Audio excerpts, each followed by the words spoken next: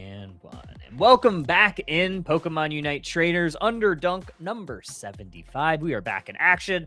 A little bit of a hiatus, but we are certainly back. Welcome in, everybody, and welcome into my co-caster, as always, Husky. How are you doing today? Hello, happy to be back. Last week, what was going on last week?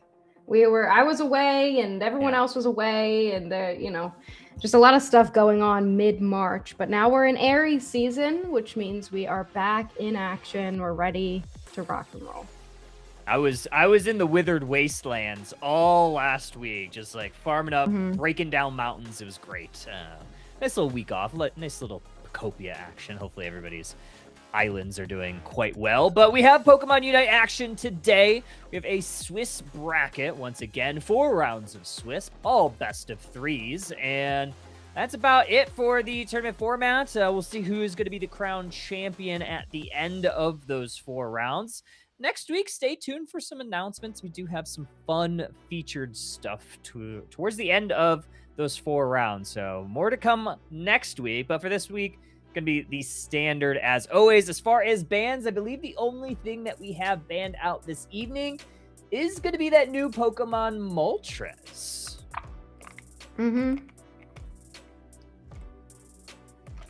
Sorry, I've got my Diet Coke here. Oh, okay. Hope all are I enjoying their Diet Cokes. Just so Moltres is banned a lot in games, so I've really only seen it a couple times, and I haven't seen it played competitively at all, but it's very good. It's got a lot of mobility for an all-rounder. I kind of continue to confuse it and Ho-Oh because they look kind of exactly the same and they kind of have similar effects. But it does mean, we have Zapdos available. That thing is ridiculous. I haven't seen it played competitively yet, but I wonder if it's just a permaban. I can't help but assume that it's just a permaban. It's unbelievably insane. There's a lot, I feel like, of Pokemon that are kind of unbelievably insane that makes for an interesting time with what teams want to let through. Not as much like interesting team compositions, because you're going to see the main thing, but like what are teams going to allow to be picked by the opposite team?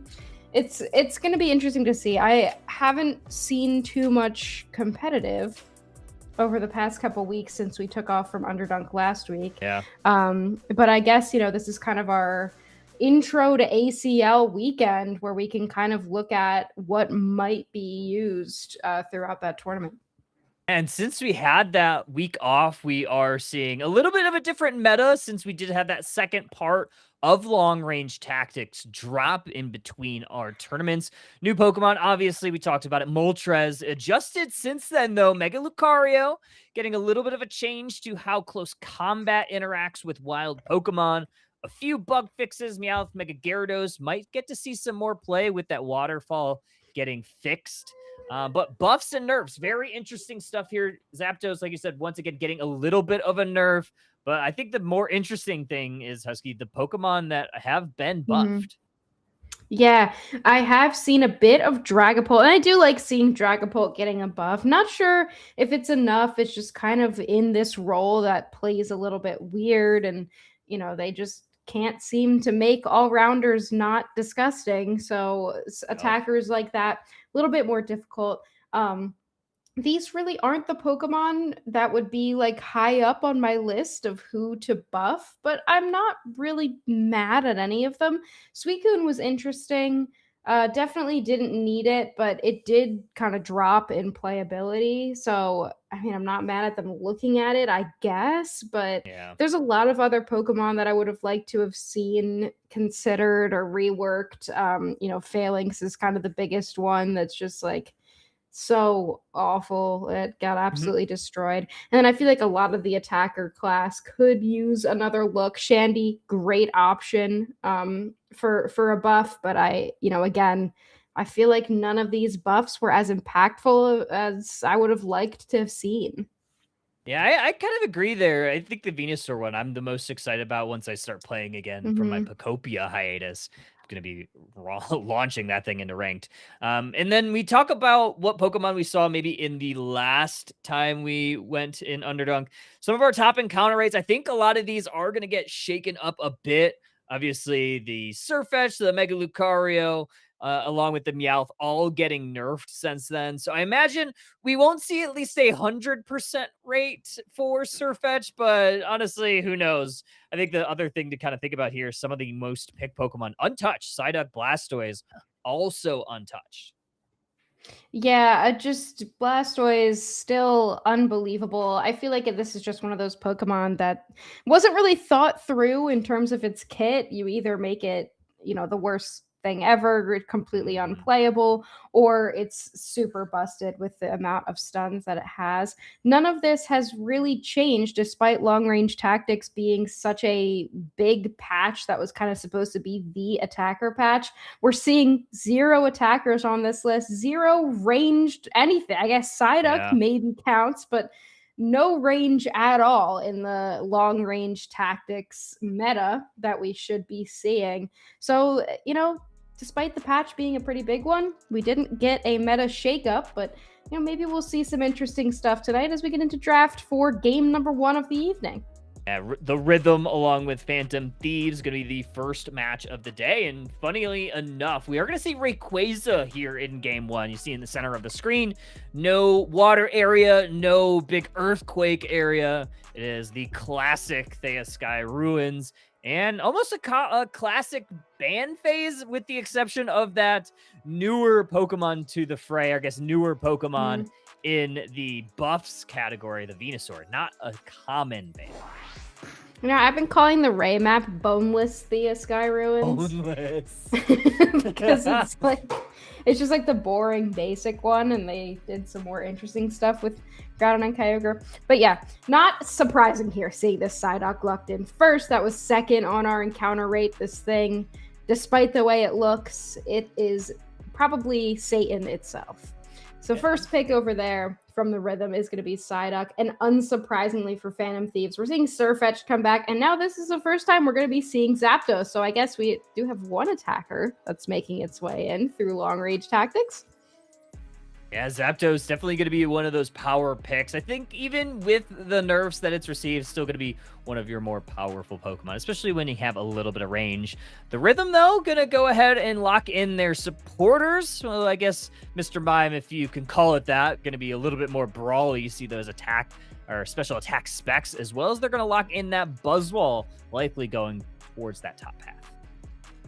Yeah, the Buzzwole could be an interesting counter to something like Zapdos. If it can get close enough, then it's going to be able to, there's no mobility on a Pokemon like that. The problem is going to be with this Surfetch. It's got a little bit more options. Buzzwole, it does have a bit of mobility, but it has only single target moves. So is it going to be enough to deal with the amount of damage of Surfetch? I do like this Darkrai pick here, just kind of slow down that front line. You've got Mr. Mime and you've got the Psyduck. So I like that the Darkrai gives some options, just trying to slow it down, trying to keep it from, terrorizing that front line with the Surfetch. But looks like Greninja and Miraidon here being picked up for the Rhythm. Yeah, we have 3 red background Pokemon, not something that you see a ton of, but I think, with Greninja entering the fray in the first part of the long-range tactics patch, I think, I think this team probably picks Greninja regardless, seeing who's piloting it in that central area. Dad's daddy, a notable Greninja player. Phantom Thieves is going to try to put a stop to that. I think this Darkrai is going to be a very good choice. However, this Miraidon could be difficult to play around. Yeah, I was wondering if maybe, Miraidon just kind of there for, Miraidon's just kind of there to like chip down some of the damage with a charge beam, and Greninja kind of playing more of a speedster role and just diving that backline, looking for the Zapdos, seeing if he can take down the Darkrai. I mean, Danny is known for this Greninja. As a matter of fact, he usually gets it banned away from him, so it's definitely more of a speedster style. We'll see if it's going to be enough here for the Rhythm to be able to handle it. And we didn't really talk too much about this Mamoswine pick, but I also really like that pick, just adding some extra CC to this composition that doesn't have a ton of it with their front line. Let's get into game 1 of our round 1 matchup. Actually, a great hollow air in the central area for Dad's Danny. We are going to see this side up along with the Buzzwole go towards that top path, and it's going to be a central area Surfetch for Phantom Thieves. Yeah, I don't mind that at all. I think, you know, you could have Zapdos head to the central area. You could have Darkrai, but there's just a little bit more momentum if you get that level 5 on Surfetched early. We'd also have this invasion here from the little Swinub. Great Pokemon to invade with. It's going to be able to take away this blue buff, and it will not. The Greninja able to secure that very safe play here from Danny. Oh, Reggie was able to get that little Baltoy, though, away from Danny, which will stall out that evolution for the time being. Another great secure there. Swinub now chasing Danny into the Flux Zone. They're going to find that opening KO.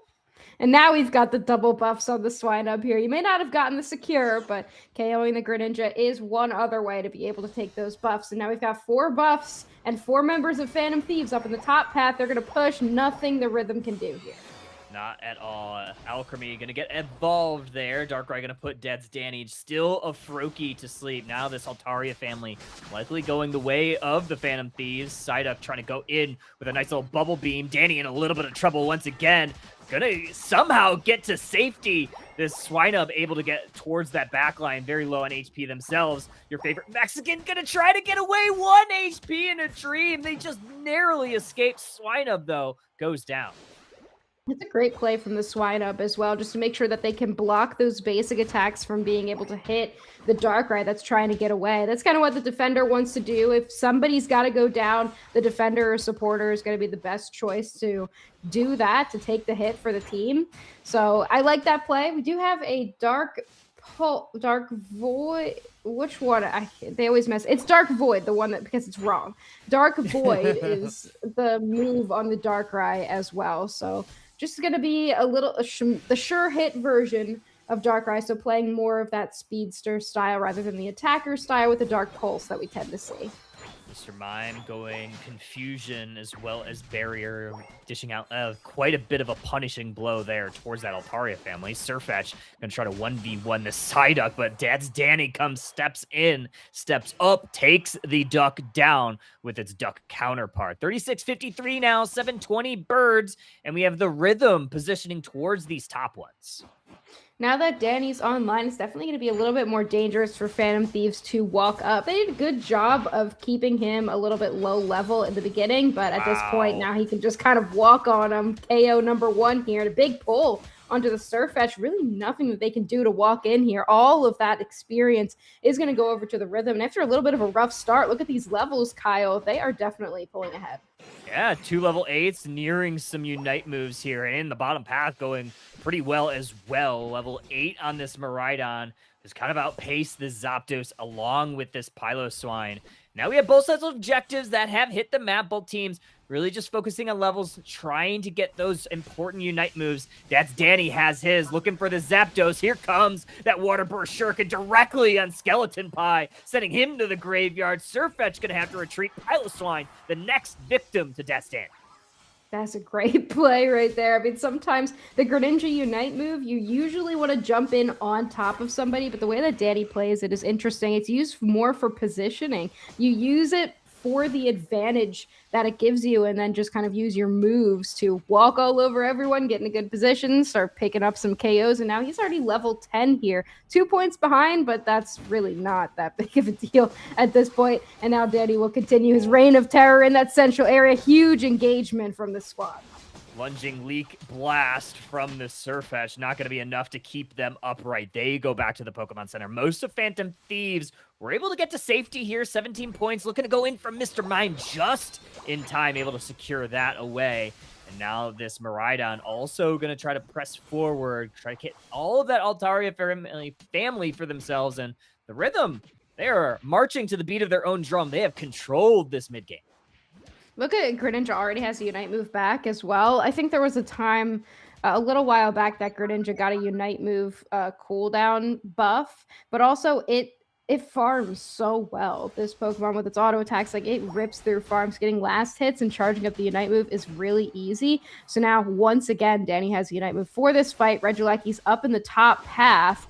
and everybody is getting ready for an engagement, but a big Dark Pulse there for the Darkrai. For the engagement, doesn't matter. Still 3 go down. 3 go down. Dead Danny with a better engage, and Darkrai just gonna have to watch as some of these points go on in. They get a consolation prize of the Psyduck, but pay dearly for it. 49 points looking to go on in. Not a huge overcap. I think Buzzwell is able to get an extra one in there, but it doesn't matter. The Rhythm, once again, get another team fight win here. They're going to get a Regieleki walking towards that T2 on the right side. I mean, we're seeing why Danny's Greninja is always banned, right? Like, this thing is absolutely ridiculous. It's level 12, 2 levels above the highest level of Phantom Thieves. Well, Surfetch did just hit level 11. They've been kind of quietly getting experience and farming up, and they do have a chance here. Buzzwell will go in, take down the Alchemy, but here comes a big Unite move from that Surfetch, immediately picked up by the Buzzwell. Mr. Mime one was also pretty good. Helped get a couple KOs there. Phantom Thieves now on the offensive, looking to take down a Pokemon. Buzzwall goes down. The Rhythm going to have to defend this tier 1 goal zone. Charge Beam is going to chunk down this Mamoswine. A little bit of an Alchemy heal there, but Mamoswine actually picks up the Psyduck. And now it's going to be a free Regirock for Phantom Thieves. They get an objective that they needed. Greninja trying to score 50 over there on that 2-point goal zone, but not able to make it happen. Good response there by the Mamoswine. Greninja, though, in the back line. Doesn't get to take down anybody just yet, but they do have a Unite move available, and this would be a great time to use it. They will here, but Mamoswine able to get their Unite move out before going down. Phantom Thieves is going to have to back off. They're going to back off. Not before Darkrai gets caught between 3 Pokemon. Going to go underneath the Thea Sky.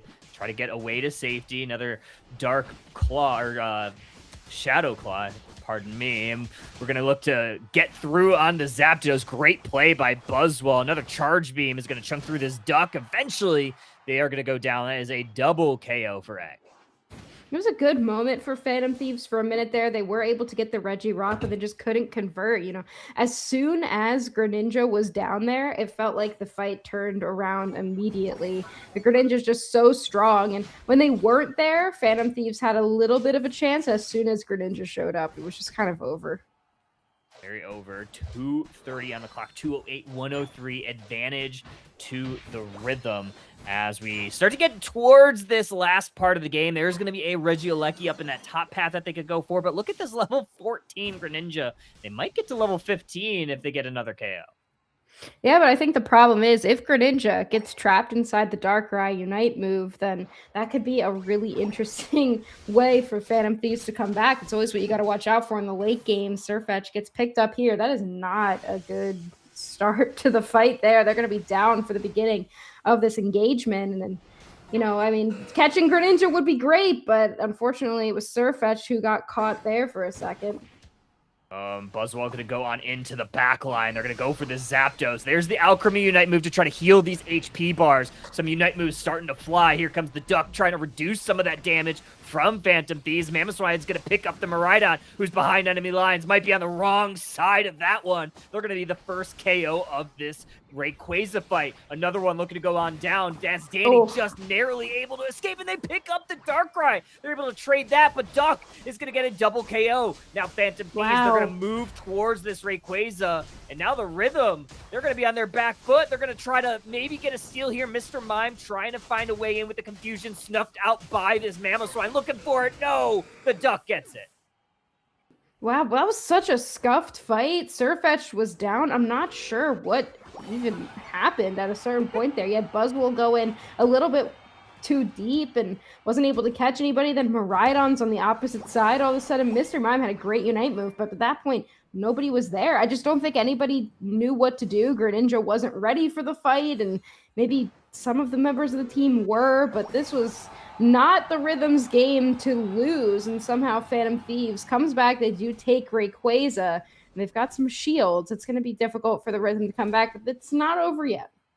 Not over yet. Dance Danny is going to snuff out a couple Pokemon in that tall grass area. Going to look to go on in. Confusion's not going to interrupt that Mamoswine score, so 100 points in on the main base. They are going to pay for it, but it's not that big of a deal, right? In the, what'd you call it? The plain Jane Thea Skyruns, the base. Oh, yeah, Boneless Thea. The Boneless Thea. You don't yield any of those buffs over.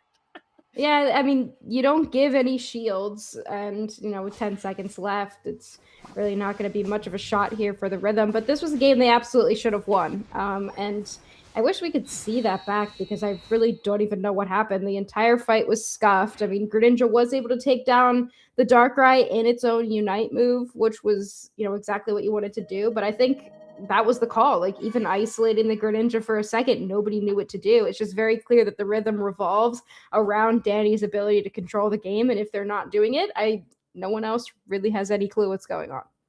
Yeah, where there's a Ray, there's a way, and Phantom Thieves just had a better Rayquaza fight. Honestly, I think the Rhythm kind of controlled a majority of that game, right? Like from outside of that first minute during that invasion when Reggie just absolutely shut down that first rotation. But really after like the first rotation of birds, the Rhythm, for lack of a better word, found a rhythm for most of this game.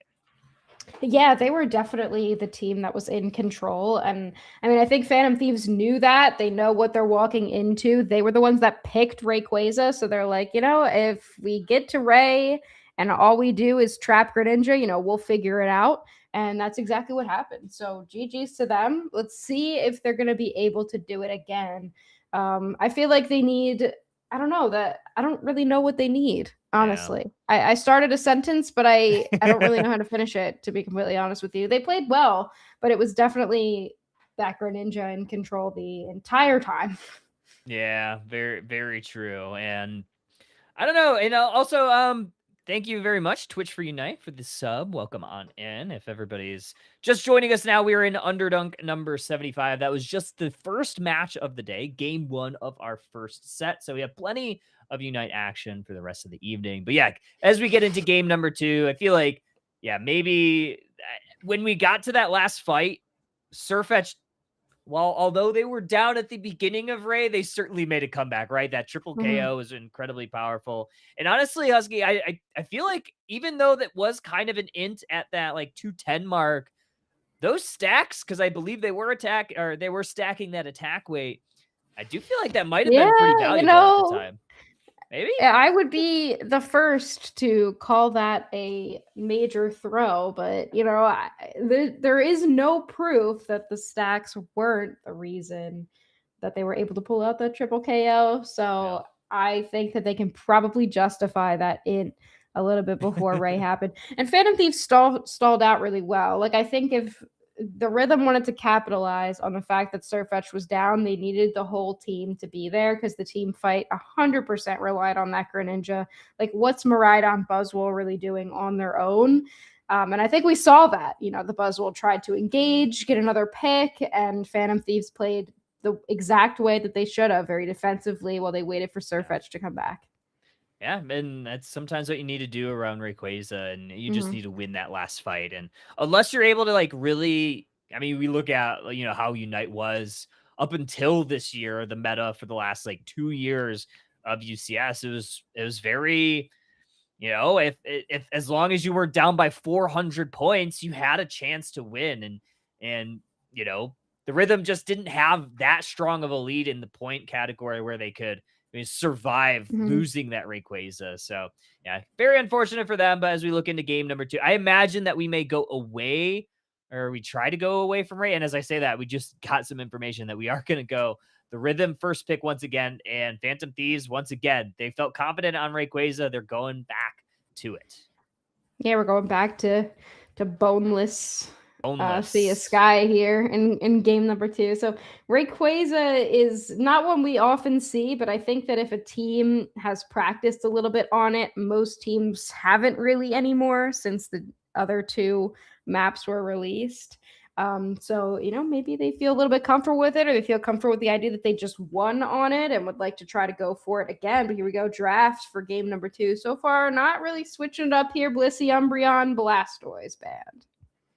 Yeah, Blissey, Umbreon, Blastoise, very common. I believe we saw those in game number 1. Charizard Y was also up there. I think we saw the Venusaur from the Rhythm in the last one, but I think getting rid of the Darkrai is also, just a good idea, especially if you're going to play one of those hyper carry Pokemon like the Greninja.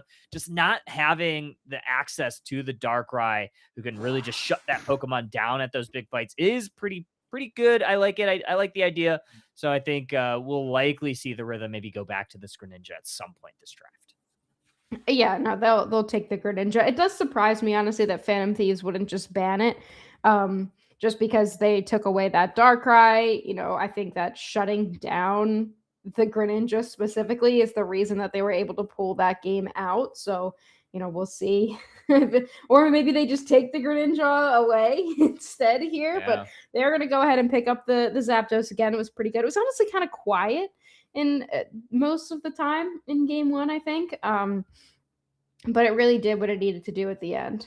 Yeah, I agree. And this is a very similar draft to game number one. We saw that first pick Duck, and now we're seeing the Surfetch, so the other Duck, along with Zapdos. So 3 birds right off the bat. And yeah, Mamoswine. Okay, we are switching it up because Mamoswine getting taken away from Phantom Thieves, going to the Rhythm, and now you have the Greninja stolen from the Rhythm, going to Phantom Thieves. Yeah, I just don't. They banned away the Darkrai so that they could play the Greninja, and then they didn't pick Greninja early, and I don't I don't think they expected that Skeleton Pie would take it away from them. So we'll see if Danny goes with another one of his picks. He can play the Scyther, so that's what he's going to go ahead and lock in here. I know he also plays good Leafeon, but this is interesting as well. We've got Decidueye, which I think is a Pokemon that we kind of see and we're always surprised to see, but it is a pretty solid option.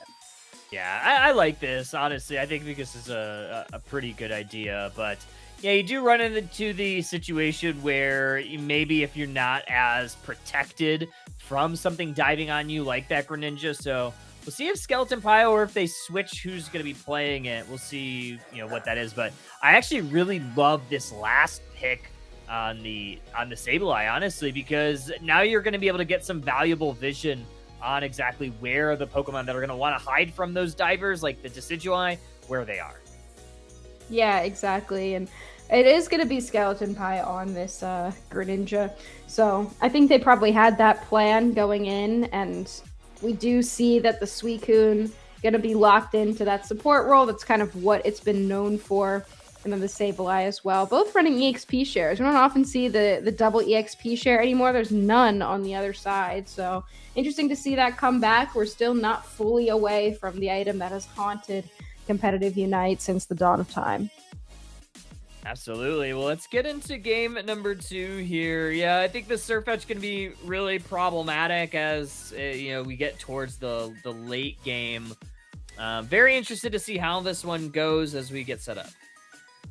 Yeah, I wonder how the Greninja is going to end up playing because, Danny plays the Surf build with a more speedster focus, but, we'll see what Skeleton Pie wants to do with it.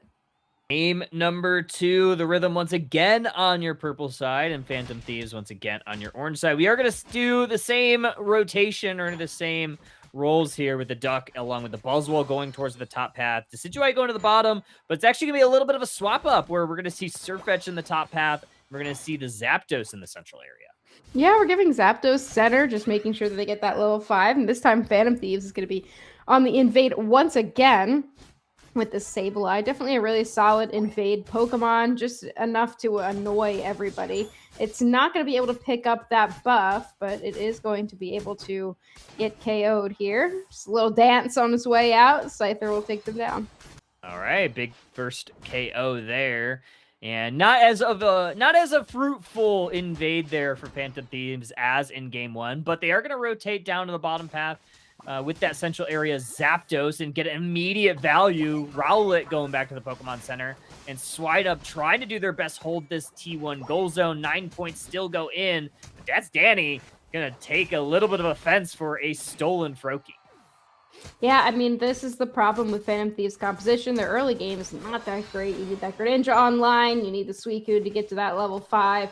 You also need Surfetch, who's now playing top path. And, Zapdos doesn't have the mobility that something like a Scyther has. You can just kind of walk through the entire back line. So they are going to get, once again, another KO. And Mamoswine in the back as well. Double KO for Danny. Doesn't matter if Greninja was taken. He's going to handle this early game once again. That's exactly what you want out of the Scyther. However, good engage here from the Sableye. Danny on very low HP. Even better of a peel there from F86. really keeping Danny up right there. Otherwise, I think maybe the Suicune gets him. But look at this, a little bit of an invade. Reggie playing very far forward. Going to try to maybe slow Danny down once again. But an Ice Fang into the Dartrix is going to take out the Suicune. Yeah, this Mamoswine absolutely playing ridiculous right now, setting up the attacker and Speedster on their side perfectly.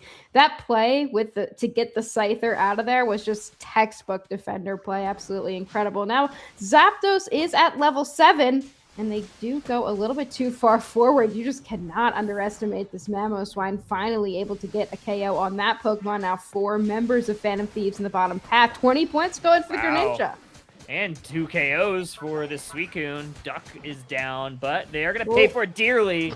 Dance Danny has a Unite move, not afraid to use it. Going to take a triple KO, make it a 4-person combo, and 40 points in. Another 3 from this Decidueye, who I believe is stacking that attack weight. So a lot of value here for the Rhythm.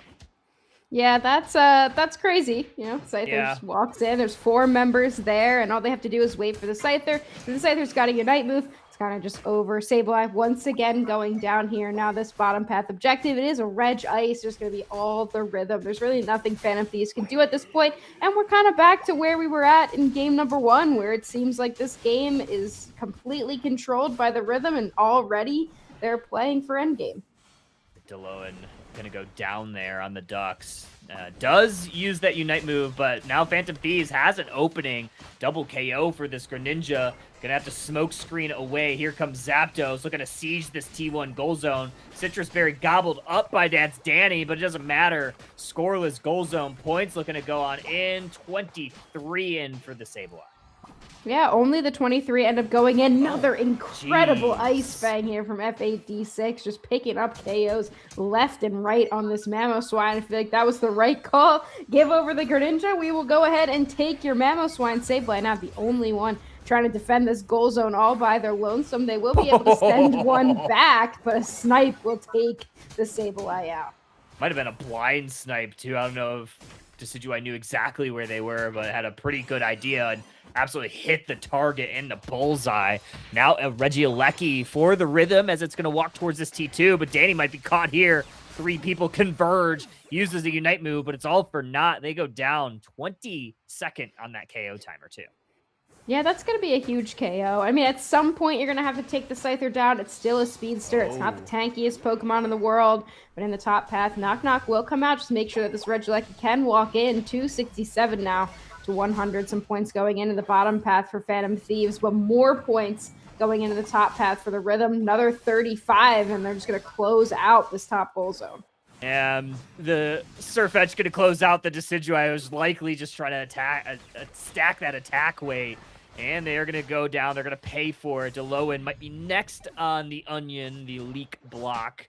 And they are. 308, 133 now. Phantom Thieves looking to siege this T1 goal zone. Sableye getting some vision on this Buzzwole. 27 points in. And Buzzwole caught in a blender. Wait, okay, hold on. There's a fight. Try to siege this goal zone as well. Phantom Thieves going to walk the Zapdos Unite move in just to make sure that they get those points. And wow, Surfetched as well on 1 HP. Going to try to make their way out. Uses the Detect as well, getting a little bit of an extra shield. Buzzwole's also too low. So they're going to have to make their way back to the Greninja. Comes in with a Surf. They knew they were in there. We'll take that KO. That's going to be big for Phantom Thieves. But I want to go back to the Onion comment because I didn't get it for a second. And I know what you were trying to do. And I just want to say I appreciated it because onions get chopped. Yep. And that was the joke. Loved it in case anyone didn't catch that. We're just trying out some new things here. Good Unite move there. We can say anything we want. I can say anything I want now.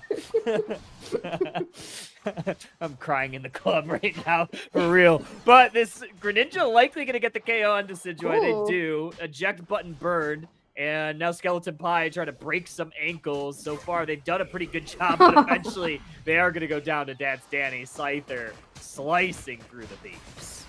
At a certain point, they knew that they would be going down there. Wow, Sableye somehow doesn't go down. At least just delays the inevitable there. But Greninja, like, knew they're going to go down. They're on, like, less than 1 HP. So you may as well just see if you can get a basic attack in on that objective. Maybe steal it away before you go down. Not able to make it happen. But they have gotten to level 12. And Zapdos quietly level 13 here. But they are going to be going into this level 14 on the Scyther. That's going to be a big KO target, and when this thing has a Unite move, it is absolutely devastating, especially on a strong player like Danny. 308, 200, a minute remaining until our second Rayquaza of this series. Zapdos going in, Surfetch going in a little bit farther, but Duck v Duck, and the Psyduck is going to be the winner of that engage. And yeah, 40 seconds remaining until this, and right now the Rhythm in the driver's seat as we get set up before this Rayquaza. Another thing about this Decidueye pick is, you've got a secure move on your side that Phantom Thieves doesn't really have. I mean, at least not as good as the Spirit Shackle here for the Decidueye. So you kind of take away Phantom Thieves' ability to rip safely.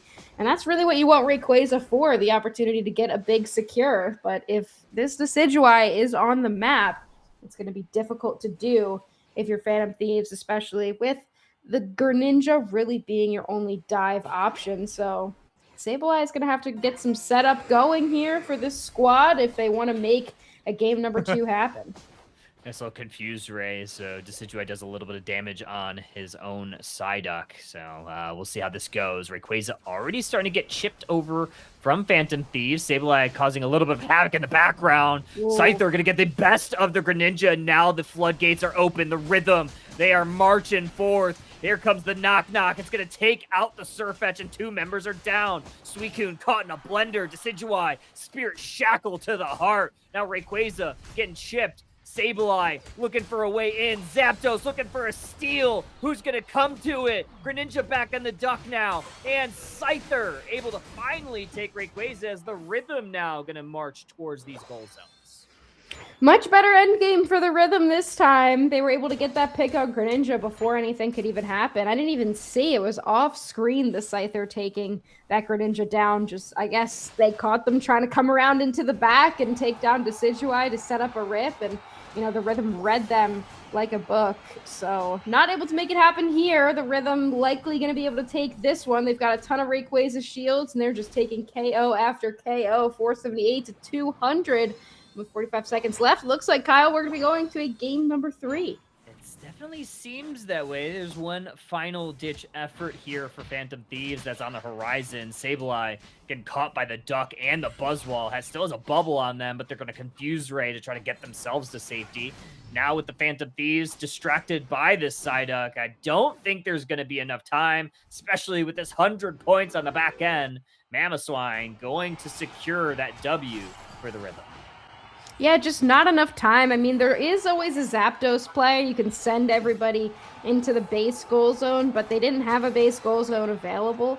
If you do have a Zapdos Unite move on your side, you send everybody, you get like 5 seconds or so if all the lightning strikes hit on the Unite move of an empty, defenseless is what they call it, defenseless goal zone. But they didn't have the goal zone available to be able to do it. So not able to make it happen here, but look at this, 17 KOs for Danny on that Scyther. I don't think they were mad about the Greninja getting taken at all.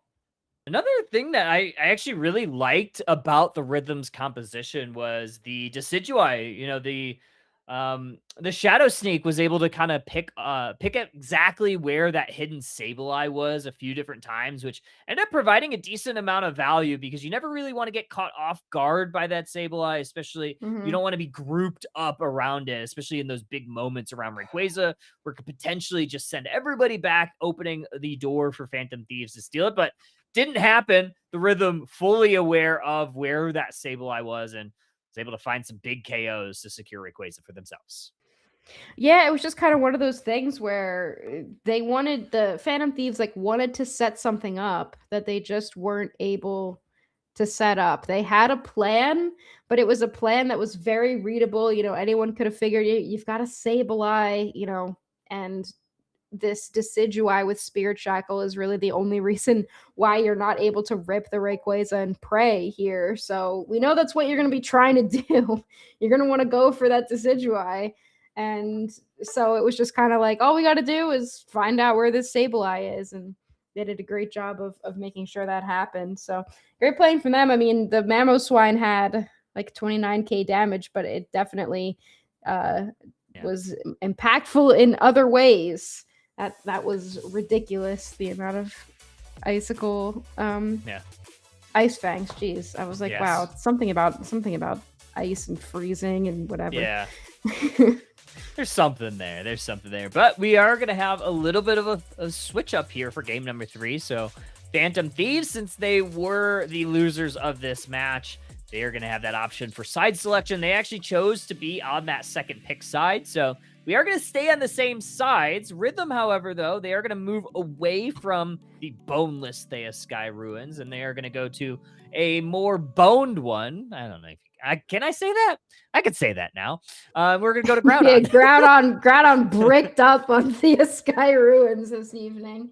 Yeah, we're going right from boneless to bricked up in the club with the Earthquake version. And how did Groudon get up there, you wonder? No one knows. It's because he's bricked up, I guess. No one knows. Kyle, we could say whatever we want. This is the adult. It's like that. I think you should leave skits. This is the adult version of the tour, and we could say whatever the hell we want. It's whatever the hell we want.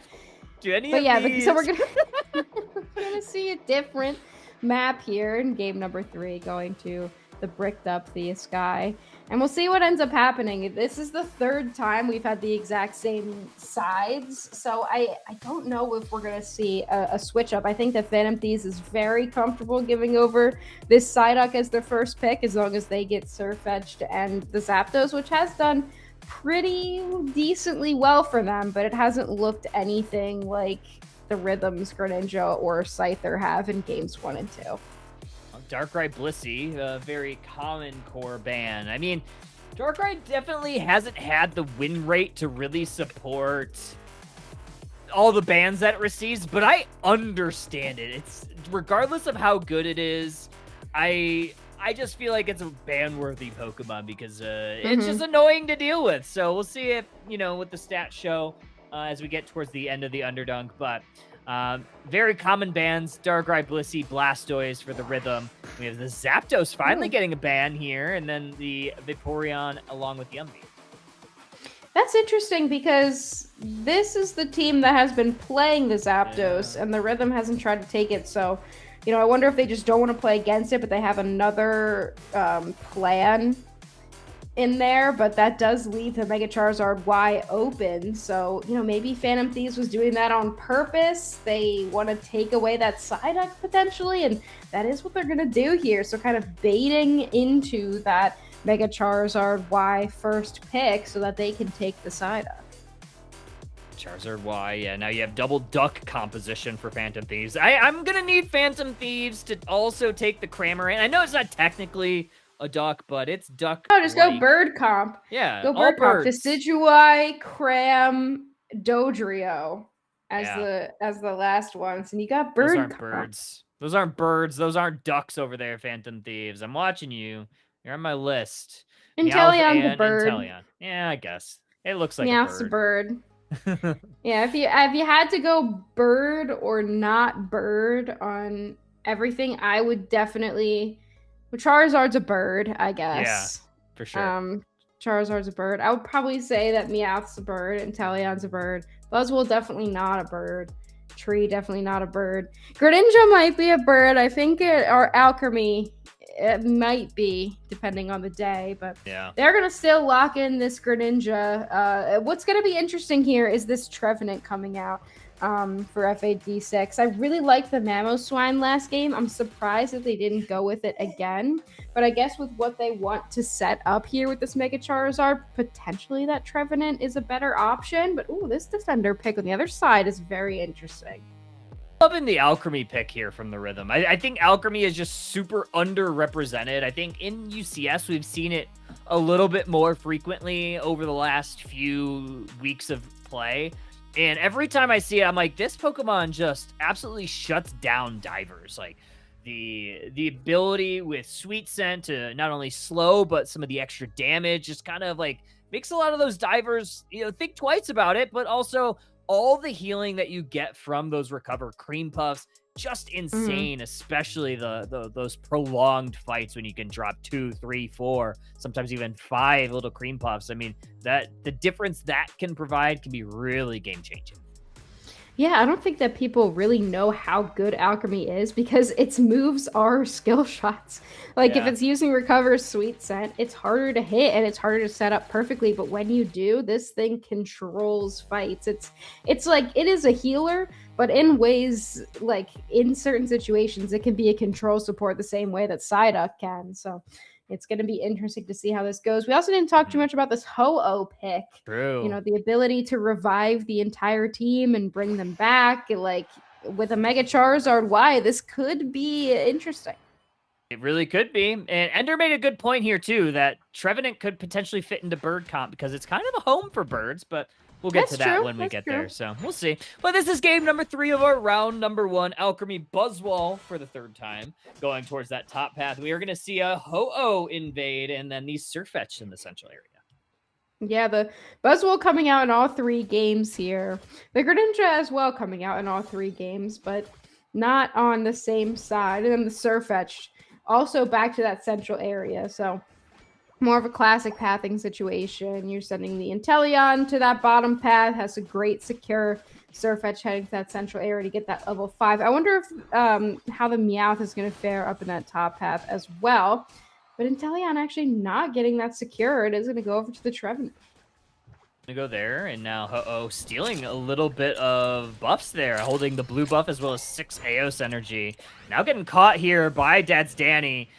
Does force out that X speed, and now they are going to get to safety. XLR8 gets forced out of that eject button, and now F8D6. A lot of 8s in these 2 teams. Surfetch does get the best of them. Wow, Surfetch on less than 1 HP, just using the tall grass to their advantage, though. Even though it is Groudon, there's less tall grass in general. They have figured out a way to utilize it to their advantage, able to get a couple KOs there. And now Buzzwole getting very low, but those recovers are going to be able to heal them back up enough to get some secures, and this Meowth has been kept to a level 4. Hey, you gotta love that if you're the Rhythm. You probably don't love that your Charmeleon is still kind of lagging a little bit behind. Able to get almost to safety, but Meowth comes in for the snipe on that KO. Just barely able to get to that Charmeleon, and that jumps them up to that level 5. Certainly needed that one.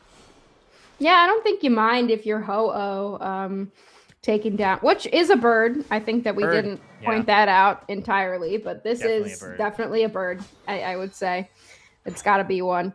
And they set it up really well. They knew they're going to get KO'd, but if they can set up to continue to keep that Charizard to as low level as possible, which they have been able to do for the time being, it is level 5. Regidrago has hit the map, and Phantom Thief seems to be the one in control of it.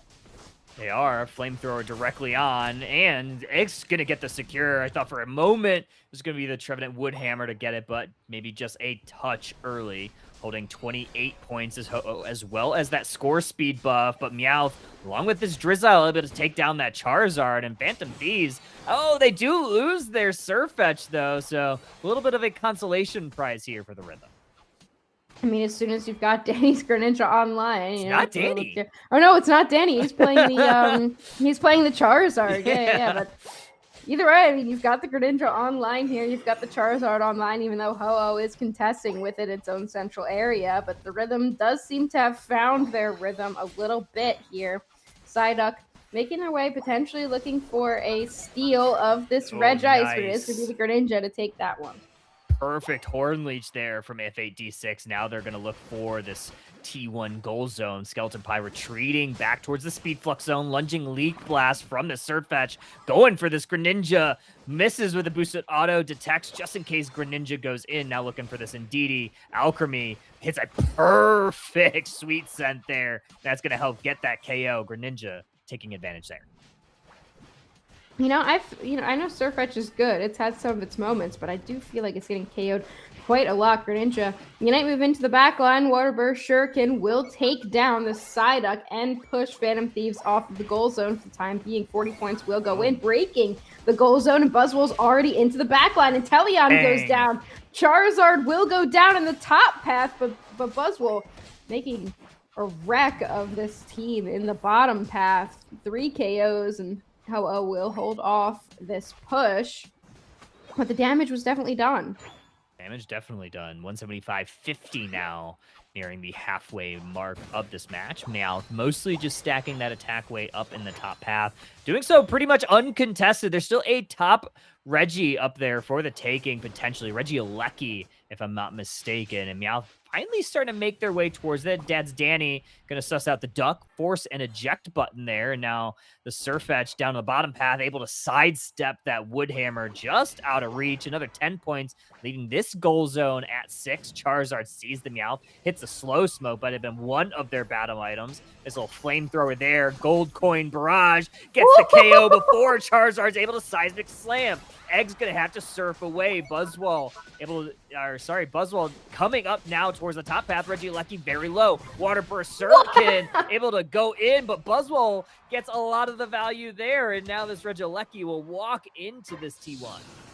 That was such a great engagement too for Phantom Thieves. They really had the momentum with the huge Meowth Unite move, and they were able to take down the Charizard before they could do anything. You thought that maybe they would have this fight, but no, the Buzzwole comes in with huge superpower, takes the Regieleki and multiple KOs, and keeps the Rhythm in control of the match. Rhythm, big Alchemy Unite move, setting up the Charizard for Unite move. That's definitely burning a hole in its pocket, but they're going to be kept away from it for now. Yeah. Ho-Oh will take the condolences there so that Phantom Thieves doesn't have to go down. Yeah, not a bad play there. Now Charizard in position here. Here comes Surfetch. Immediately met with a seismic slam. Puts a stop immediately to that. And now is secure for Greninja with that Surf. Gets that Regirock for the Rhythm. And now they are playing with a little bit of tempo. Charizard Y still in mega form. Looking to hunt down this water type. And Teleon forced out with that eject button. Now going to be on their back foot, and the front foot though, Psyduck caught between 3 members. They have to use a Unite move. Doesn't really matter too much. They still go down. And now Skeleton Pie caught between all 5 members, and the Rhythm, they're going to play with that tempo. They're going to go for even more gold coin barrage out once again from this Meowth, but that is a good defensive maneuver. No more points in on that T2. Yeah, has to use 1 Unite move there to make sure that the Rhythm can't continue to push, but it is going to be enough to push them back. But look at the score line, 235 to 96. The Rhythm is definitely maintaining the control here. The Ho-Oh Hollowware looks awesome, like with the fire on the ground. That looks really cool. I haven't seen this one. So I really like it. I hate when they do like a good thing like that, where it's like, oh, that's sick. Like, damn it. Like, it has to be good too, because you don't want it to be. But Phantom Thieves is going to finally be able to break this goal zone in the top path, reducing the score lead just a little bit. It's less than a 100-point lead now between the Rhythm and Phantom Thieves. They will take Regieleki as well, but so far the Rhythm has, maintained their map control. They've got a couple members up here to meet this Regieleki in the top path, and Phantom Thieves doesn't really seem particularly interested in pushing. It's a much closer game, right? Less than 100 points is going to separate both of these squads as we enter into our Groudon phase of the game. Greninja's still down in the Pokemon Center. Charizard Y defending towards that T2 goal zone, ensuring that doesn't walk in. Actually, they are going to allow that to walk in, and we'll see if Phantom Thieves wants to do here. Greninja now moving forward, and a couple members have been sussed out here by Phantom Thieves, just kind of using that flamethrower on Ho-Oh to just feel out where the rhythm is going to be setting up, because this fight could break out at any time. There wasn't this like weird KO right before the end objective that we've seen in games 1 and 2. So a little bit more of a classic fight getting ready to kick off for these two squads. And Phantom Thieves does have the option of a basement goal zone. Meowth looked for it, and that was definitely not the call, because they will get immediately picked up. Oh, and we're going to find 2 more KOs. Ho-Oh unable to use their Unite move. Charizard finally taken to the skies into another Buzzwole Unite move. The Surfetch goes down quickly. BTP looking for a secure on this Groudon, but with everybody back in the Pokemon Center, the Rhythm has taken control of the beat. Yeah, very textbook play there by the Rhythm. They're going to try to do their best now. Phantom Thieves is to defend these goal zones. But now the Meowth going to go down once again, and everybody from the Rhythm is down there in that bottom path looking for opportunities to score. We do see the Unite move come out here from Ho-Oh to revive the Meowth, make sure that they can defend. It's not going to matter too much, though. The Rhythm does have a score advantage, and if they can bait Phantom Thieves off of their goal zone and towards their own, and that could be enough for the Trevenant to sneak up and get that insurance hundo burger there in the top.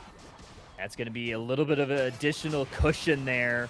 167, 335, still a small chance, but that chance was immediately eviscerated by Fall on this Buzzwole triple KO. Every member of Phantom Thieves back in the Pokemon Center. Hundo Burger inevitable. That will go in and secure the Rhythm with this first set victory, 2-1.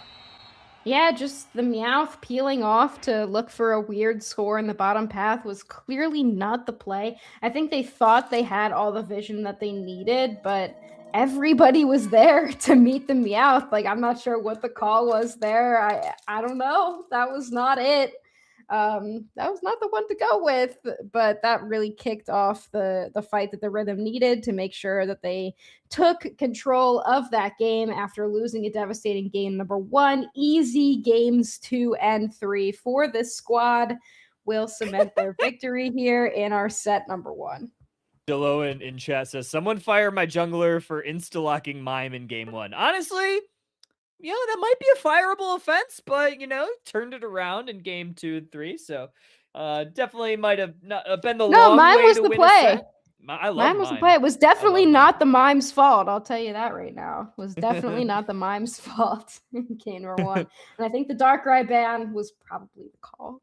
Yeah, for sure. I like the Darkrai ban too. But yeah, great set, honestly. I think the Rhythm definitely controlled all 3 games. Phantom Thieves kind of stole game number 1 away.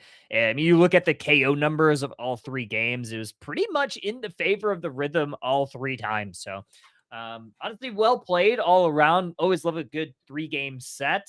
But, pretty good stuff. Wow, you can get a Charizard badge for subscribing right now. With ACL. Yeah. Oh.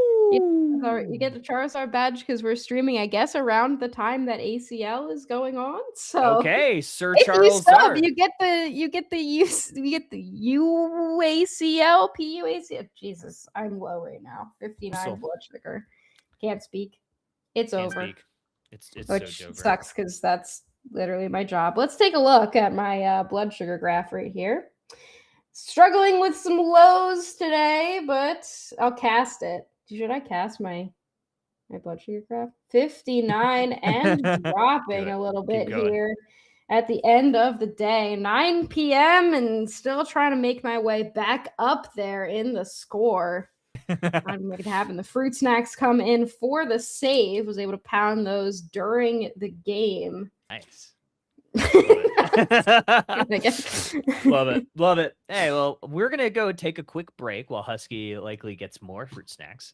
But don't go too far, traders. We're gonna be back for round number 2 as we get that set up. So don't go too far. More Underdunk number 75. We'll be back very, very soon.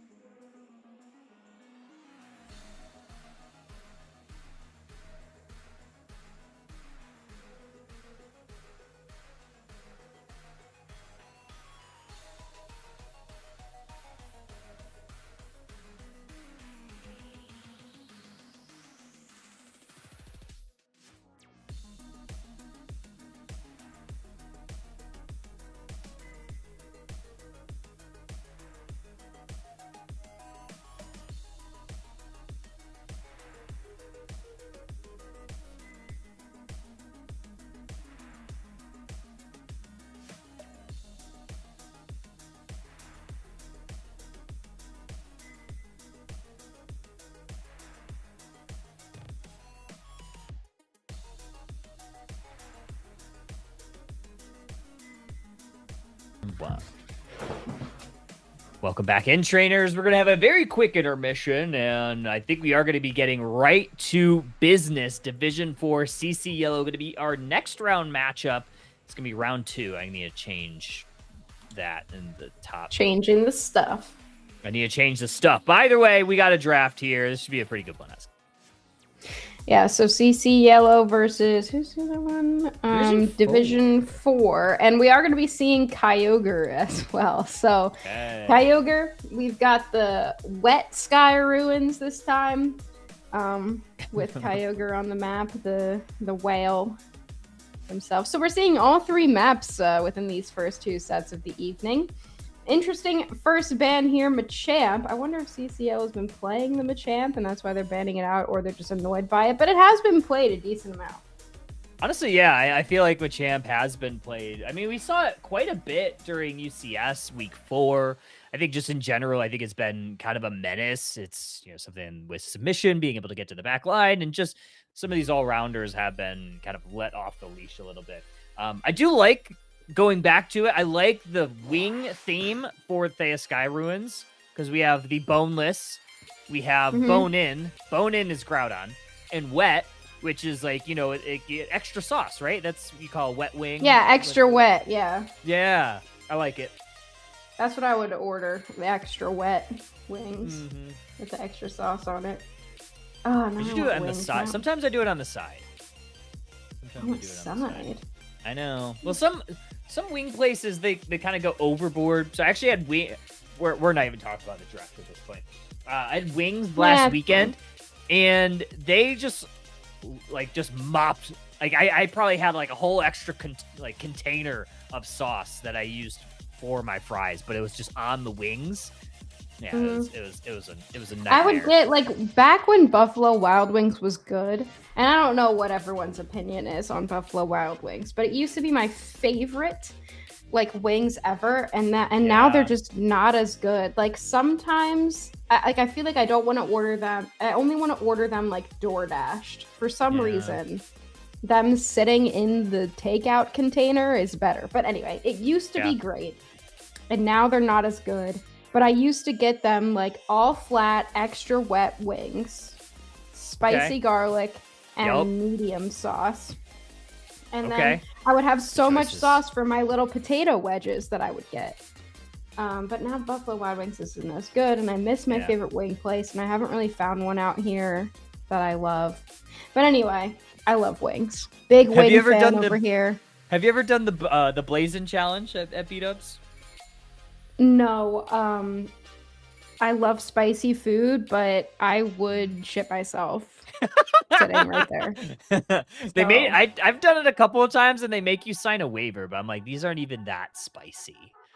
I've had the sauce, like I've tasted it, and it's like, it's spicy, like, but you know, it's generally fine. I wouldn't be able to do the challenge though, 'cause, like I said. Anyway. Let's take a look at our drafts here. We have a whole draft. Let's take a look at our drafts. These are actually interesting. We got a lot of different picks than we saw in the first set. So we do have the Dragonite, which was first picked, first of all. Yep. They just switched it. But then we also have Mega Gyarados that was nerfed or fixed or whatever happened to it. Yeah. Leafeon has come out as well. And then Greninja's back. Greninja's back. It's so back. It's being played by Backfired right now, so we'll see if it does backfire on them. But I don't know. I feel like you kind of have 2 of these ADC type Pokemon. I feel like Dragonite kind of plays a similar role, but then again, we saw kind of similar compositions being played last round that ended up working out pretty decently for our squad. But yeah, let's get into game number 1 of this round 2 matchup.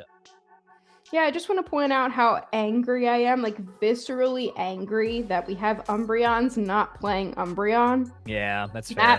That pisses me off. Like I'm ready to, like I'm so pissed right now. But anyway, the Suicune coming back is scary to me because it was buffed a little bit, and is that enough to make it like the most insane thing ever again? Because that's like the only thing that we've we saw. But I'm interested to take a look at this Dragonite. It was a Pokemon that got buffed, but we hadn't seen it quite yet. So I want to see how good it ends up doing. I also want to see this Mega Gyarados, and it's going to be pocketed by this Glossifleur. I think it's a great path partner. We do see Umbreons on the Mewtwo, not in the Umbreon again. Gamma Sage is going to be on that. Fucking remind me, dude. Already getting a stack in pretty early, and also getting some good pressure there on the Division 4. Yeah, not too bad here. Leafeon with that level 4, one of the best central area ganks, will move up into try to take down the Suicune. They will be able to do so up in this top path, but Scyther will take the Gossifleur as well. So they got a little bit of a trade. Not going to matter. Leafeon going to be able to set up that Gyarados for a big KO that will evolve that Pokemon. Not sure that's what Division 4 would have wanted at this point in the match. Yeah, it's pretty tough, right? You give a Gyarados, a Mega Gyarados at level 4 at the 9-minute mark. Now we have the 850 birds coming up. Suicune going to put down some pressure, but it's going to be the Eldegoss that gets a little bit of it, gets evolved, and the 3v3 goes the CC yellow way, but potentially a little bit of an invade here now as Gyarados comes in, misses that Dragon Breath, but here comes Leafeon, forces the eject button out from Dragonair. Yeah, I mean, if you're CC Yellow, why wouldn't you just harass here into this central area? You want to make sure that this Gyarados continues to stay ahead with getting that early evolution. Good response here from Division 4. Not too much damage was done. Poor Froakie, still Froakie in this bottom path, though. Thank you for the gifted sub from Spiced Eggnog. Much appreciated. Enjoy your, I think it's what you say is a Charizard badge. Yeah, it's a Charizard badge. Not a popular pick, honestly. Charizard, very niche Pokemon, but you know, I hope you enjoy it. Yeah, me too. 35-9 here at the 8-minute mark, and now it's actually a scissor getting played here by Division 4, as now we have Regidrago enter the fray. Leafeon gonna have to go backwards towards their own central area. Regidrago a little bit lower than half. A lot of low HP bars, looking for a secure Dragonair. Able to get it for Division 4 and get the KO on that Eldegoss. Leafeon, though, pays a little bit of vengeance, gets the KO on that Dragonair. Leafeon, a little bit of a missed time there on the second hit of Razor Leaf, and then was able to go over to the Dragonair at last hit. That's a big momentum boost there for Division 4. They have not had the best early game, but you know, that's definitely good for them. I'm interested to see with this Scissor as well, because we don't see this Pokemon a lot, and there's already a Dragonite on the team. So, you know, I'm kind of wondering what role this Pokemon fits into, or they're just going with this frontline brawly composition. I imagine we see Hyper Beam on this Dragonite, so, you know, maybe Dragonite kind of more of an attacker. You have Scissor up there as your frontliner, your all-rounder attacker Pokemon, but we do see Dragonite make it up to the top path and take this objective away, while CC Yellow will handle this Regieleki in the bottom. A lot of points in, too. So Division 4 finally gets some value. Not a big overcap, only 2 points unless they scored a little bit on the bottom side, and which would make it even a lower overcap, right?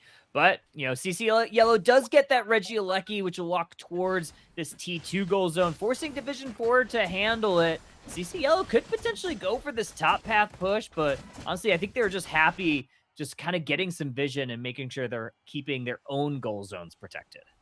I think they expect Division 4 to go for a push here, but it doesn't seem like that's what they're trying to do. Instead, they're also just looking for experience. CC Yellow might try to force a fight here. We have a Unite move on this Gyarados, so they're going to go ahead and use it, Kyle.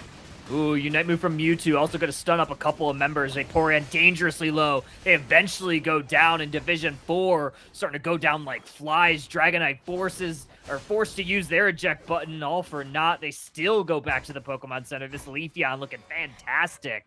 Level 10 already. Highest level in the game.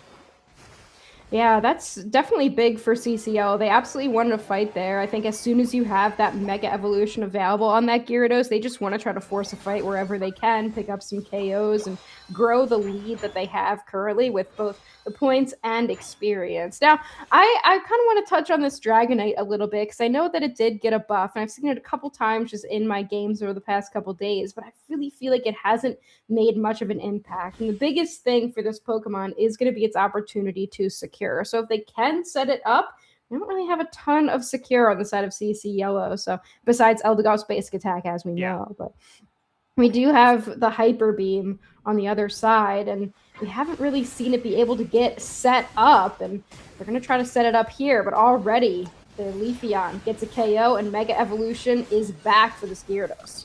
Yeah, Gyarados gonna get frozen solid from this Suicune though. Able to get towards the back line. Dragon Breath gonna send a Pokemon back, but Dragon Knight able to send them back on the revenge tour. Now CC Yellow going for this Regieleki. Should be able to take it a little bit slower than they probably would like, but still able to secure it for themselves. Mewtwo able to make that task accomplished. Leafeon now looking for an engage, looking for an angle here. They don't have a Unite move just yet. They're going to get, they're actually going to dodge, sidestep that Whirlpool from that Suicune. But here comes Scissor into the backline. Eldegoss also going to try to go to the skies. Cotton Cloud Crash coming down. Scissor, the only one back in the Pokemon Center. And now this Greninja backfires trying to run away. And they are going to get mostly to safety. But not before Leafeon takes out the Vaporeon. A great series of Unite moves from CC Yellow, just very coordinated there and able to pick up 4 KOs as Regieleki will walk in. Leafeon makes quick work of that respawn there. And CC Yellow going to take that goal zone. But I watched the Eldegoss go up into the air the second the Scissor hit the back line. And then you also have the Umbreon grabbing a couple shields as it's getting healed by the Eldegoss immediately into the Infinite Psyburn, just to make sure that you're chaining the CC over and over again. So that Division 4 can't really find their footing anywhere in that fight. And a lot of it was waiting for the Leafeon to have a Unite move back, right? But turns out they really didn't need to wait. Oh. Division 4 just kind of dropped throughout that fight, and CC Yellow is definitely cemented their way into a lead here. We've got level 14 on that Leafeon at 3 minutes. That is going to be a dangerous late game Pokemon. 15 seconds until this Regieleki, or sorry, this is going to be the Regiroulette up in the top half. Hits the map, and Division 4 in position. Size Strike going to connect on the Vaporeon, going to get healed up by itself. That Aqua Ring met with a mean look, and now we got a Hyper Beam onto this Umbreon. Dragon dancing around the battlefield. Another Size Strike from this Mega Mewtwo, who's going to hold down that A button against Division 4. Press a little bit forward, but now they're going to have to peel backwards. Nice little Size Strike once again, going to knock off a pair. Mean look from this Umbreon. They're looking for KOs. Mewtwo's going to find one. Some low HP. Leafeon sidesteps and gets to safety. Scissor gonna try to get the Umbreon unsuccessful. Oh my god, the mean look as well comes out just in time. Gyarados trying to walk into the Scissor here, and they will be able to get that KO. 6 seconds left until Kyogre hits the map. Infinite Cyburn just to make sure that everybody can make it out, and a perfect Cotton Cloud Crash as well. Greninja tries to Unite move, doesn't matter. Everyone's immediately obliterated. What a fight there from this squad. Perfect Eldegoss Unite move. I mean, that might have been the game-saving play right there as CC Yellow earns themselves that Kyogre. But yeah, perfect Cotton Cloud Crash. Otherwise, I think Gyarados might have gone down there. Maybe the Leafeon as well, but doesn't matter. Perfect healing in the perfect moment, and then getting those KOs on the back end. Now they have a 200-plus point lead. A little bit of time to play with these buffs. Now they're going to go on in. Freeze from the Suicune. Doesn't matter. Scissor going to be the only KO found, and CC Yellow going to likely win this game. Yeah, the coordination from this team, the way that they use the Unite moves, they know exactly in a macro sense where they're supposed to be and what their Pokemon need to do at the exact time they need to do it. It's literally just like, it looks like an equation watching them play and watching them use their Unite moves in the exact correct order. Like, you know, frictionless conditions can be met here. Like, we do have the ideal gas law able to be applied, which okay, Dr. Husky. You know, it's not usually, because it's not like real. Obviously, you can't have like the ideal. It's like an ideal gas law for a reason. It doesn't like actually happen. Surfaces are never really frictionless, but CC Yellow really made it look like it. Everyone knows this. CC Yellow really made them look like it here in game number 1. 848 to 101. And Division 4 has got to go back to the drawing board. And I don't think that drawing board should include a first pick Dragonite, if I'm being honest with you. Yeah, I don't know. I feel like Dragonite's good, but in the right moment, maybe we'll see exactly how they maybe format the composition around it. But yeah, maybe first pick, maybe not the play there. But either way, CC Yellow going to win game number 1. Some stat padding here in the last moments. And that will be it for game 1 of our Swiss round 2. Division 4 going to be on the back foot here as they try to go and even up the series in game 2. Yeah, I wonder what they end up doing here because they had quite an interesting draft, and I wonder how they've been practicing. This scissor, all things considered, didn't look that bad, but something like a scissor just gets absolutely demolished by a mean look Umbreon. And Genma, even though I was so mad at Umbreons for not playing the Umbreon, Genma really fantastic job with the timing of the mean looks. They're walking in on less than half HP for most of these fights and still making it out as they're trusting that the Eldegoss is going to heal them. Look at it as well, 75,000 healing on the Eldegoss. But the setups from this mean look on the scissor, they just nothing that they could do the entire time. And they still had a couple of KOs, and they obviously took a lot of damage, but they were just not as impactful as I think they wanted to be. Yeah, I think also like the target priority on the Umbreon was also very key in a lot of those moments, making sure that they get that mean look targeted on the Pokemon that either had the lowest HP bar to KO or the Pokemon that was going to threaten to KO your own team. So I think that's always very important to pick out, especially in those chaotic big skirmishes where you have a few targets to attack. So that's a good job from both of these teams. But yeah, CC Yellow coming out ahead in that game 1. As we get into game 2, let's look back at what we had banned. We had that Machamp banned. We had the Surfetch, the Blastoise. So Surfetch makes it through pretty much every game in our previous set. We're finally starting to see it banned, and I don't know, I feel like it is the right call because that Surfetch definitely is something that can be a little problematic. Yeah, I mean, the Surfetch, we've seen it over the past couple of Underdunks, and it's just really good. It has a lot of options, right? And if you are good micro with it and you're using the Detect is crazy. Yeah. Like, it can avoid damage, it can avoid CC. Like, if you use it at the right time, this is an insane move. So having the Surfetch just kind of your frontline attacker or frontline all-rounder, your brawler style Pokemon with a little bit of mobility as well has been really valuable for teams. So it doesn't surprise me that we do see it banned, but take a look at draft for game number 2. We're on Kyogre once again, and so far bans are looking pretty similar. Indeed, yeah, Machamp Blastoise already getting off on the chopping block. Then we got the Charizard on CC Yellow side. I imagine, yeah, we'll likely go the Zapdos. I think Zapdos still, despite getting some of those getting some of those nerfs over the last couple patches, along with a bug fix, I think it's still definitely ban-worthy. Is still one of the better attackers in our meta as we stand. Also, the Psyduck, very noteworthy, very deserved ban. And Husky, we're not going to see anything different. We're going to see that first pick Dragonite again. Yeah, they really like this Dragonite. I wonder what they're seeing about it. I guess they just really want this secure, focused composition with the Hyper Beam.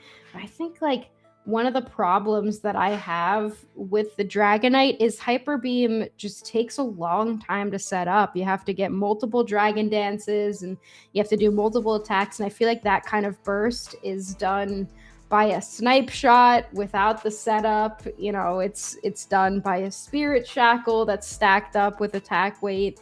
I just don't know what the value is of this Dragonite, but I guess it's a little tankier than some of the bursts that we have, but it just didn't really seem to make an impact in game 1. And we already see this Mega Lucario hit the Thea Sky Ruins for the first time this evening, despite receiving, I guess I'd like to call it a nerf because it does directly nerf it, but it's more of a rework on how that close combat works. But I think it is a nerf to this Pokemon because the way people love to play that Pokemon was the resets from the close combat, utilizing those big objectives to help kind of keep all of its abilities up. And yeah, I think seeing it here, definitely going to be interesting to see if it's going to have that same amount of punch going in the draft, but we'll see. And we're also going to see this Latios hit the map once again. Yeah, I don't mind a Latios. It recently got buffed. I think it's really strong. Both movesets are pretty good. I wouldn't mind either Draco Meteor or Dragon Pulse, but just because I see a Speedster on the other side, it makes me want to lean more towards Dragon Pulse for the sure hit. But, Meteors can still be a really solid option. I love Meteors. I love Dragon Pulse. I just love playing Latios. I think it's one of my best, my more favorite Pokemon that have been released in the last few years. But we'll see. This is going to be a little bit of a switch on the composition. Okay, no. We are going to see Gorilla Glue stay on that Mega Lucario. For a second, we saw him on the Mewtwo one. We saw Umbreon's on the Lucario, but it is going to stay true. So we're going to see same Pokemon here for Umbreons as well as the Umbreon. So Genma Sage going to be taking that one. I imagine we're going to see that Mewtwo Umbreon down in that bottom path.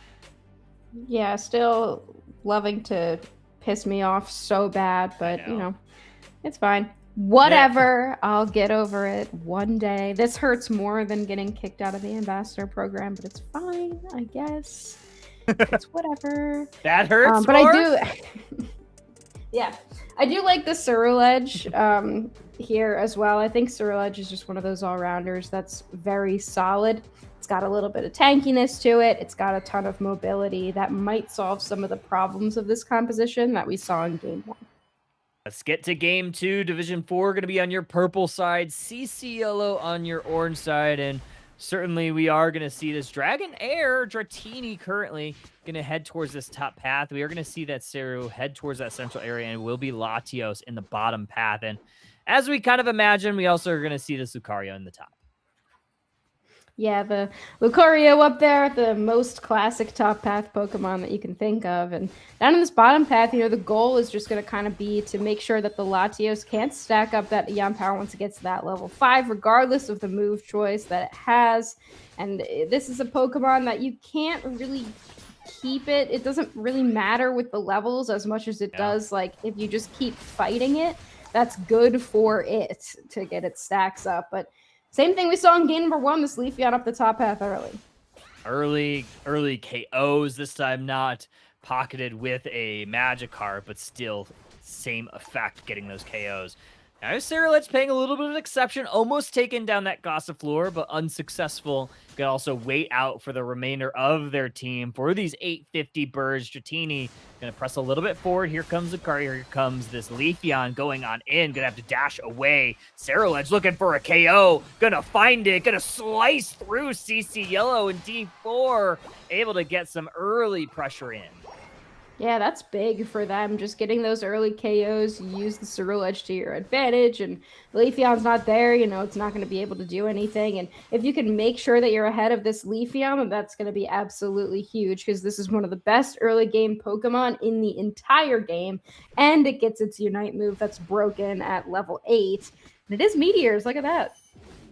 Okay, I do love a good Meteor game. We'll see how this plays out. Mega Mewtwo is evolved, now going to be Mega Evolved, peel backwards.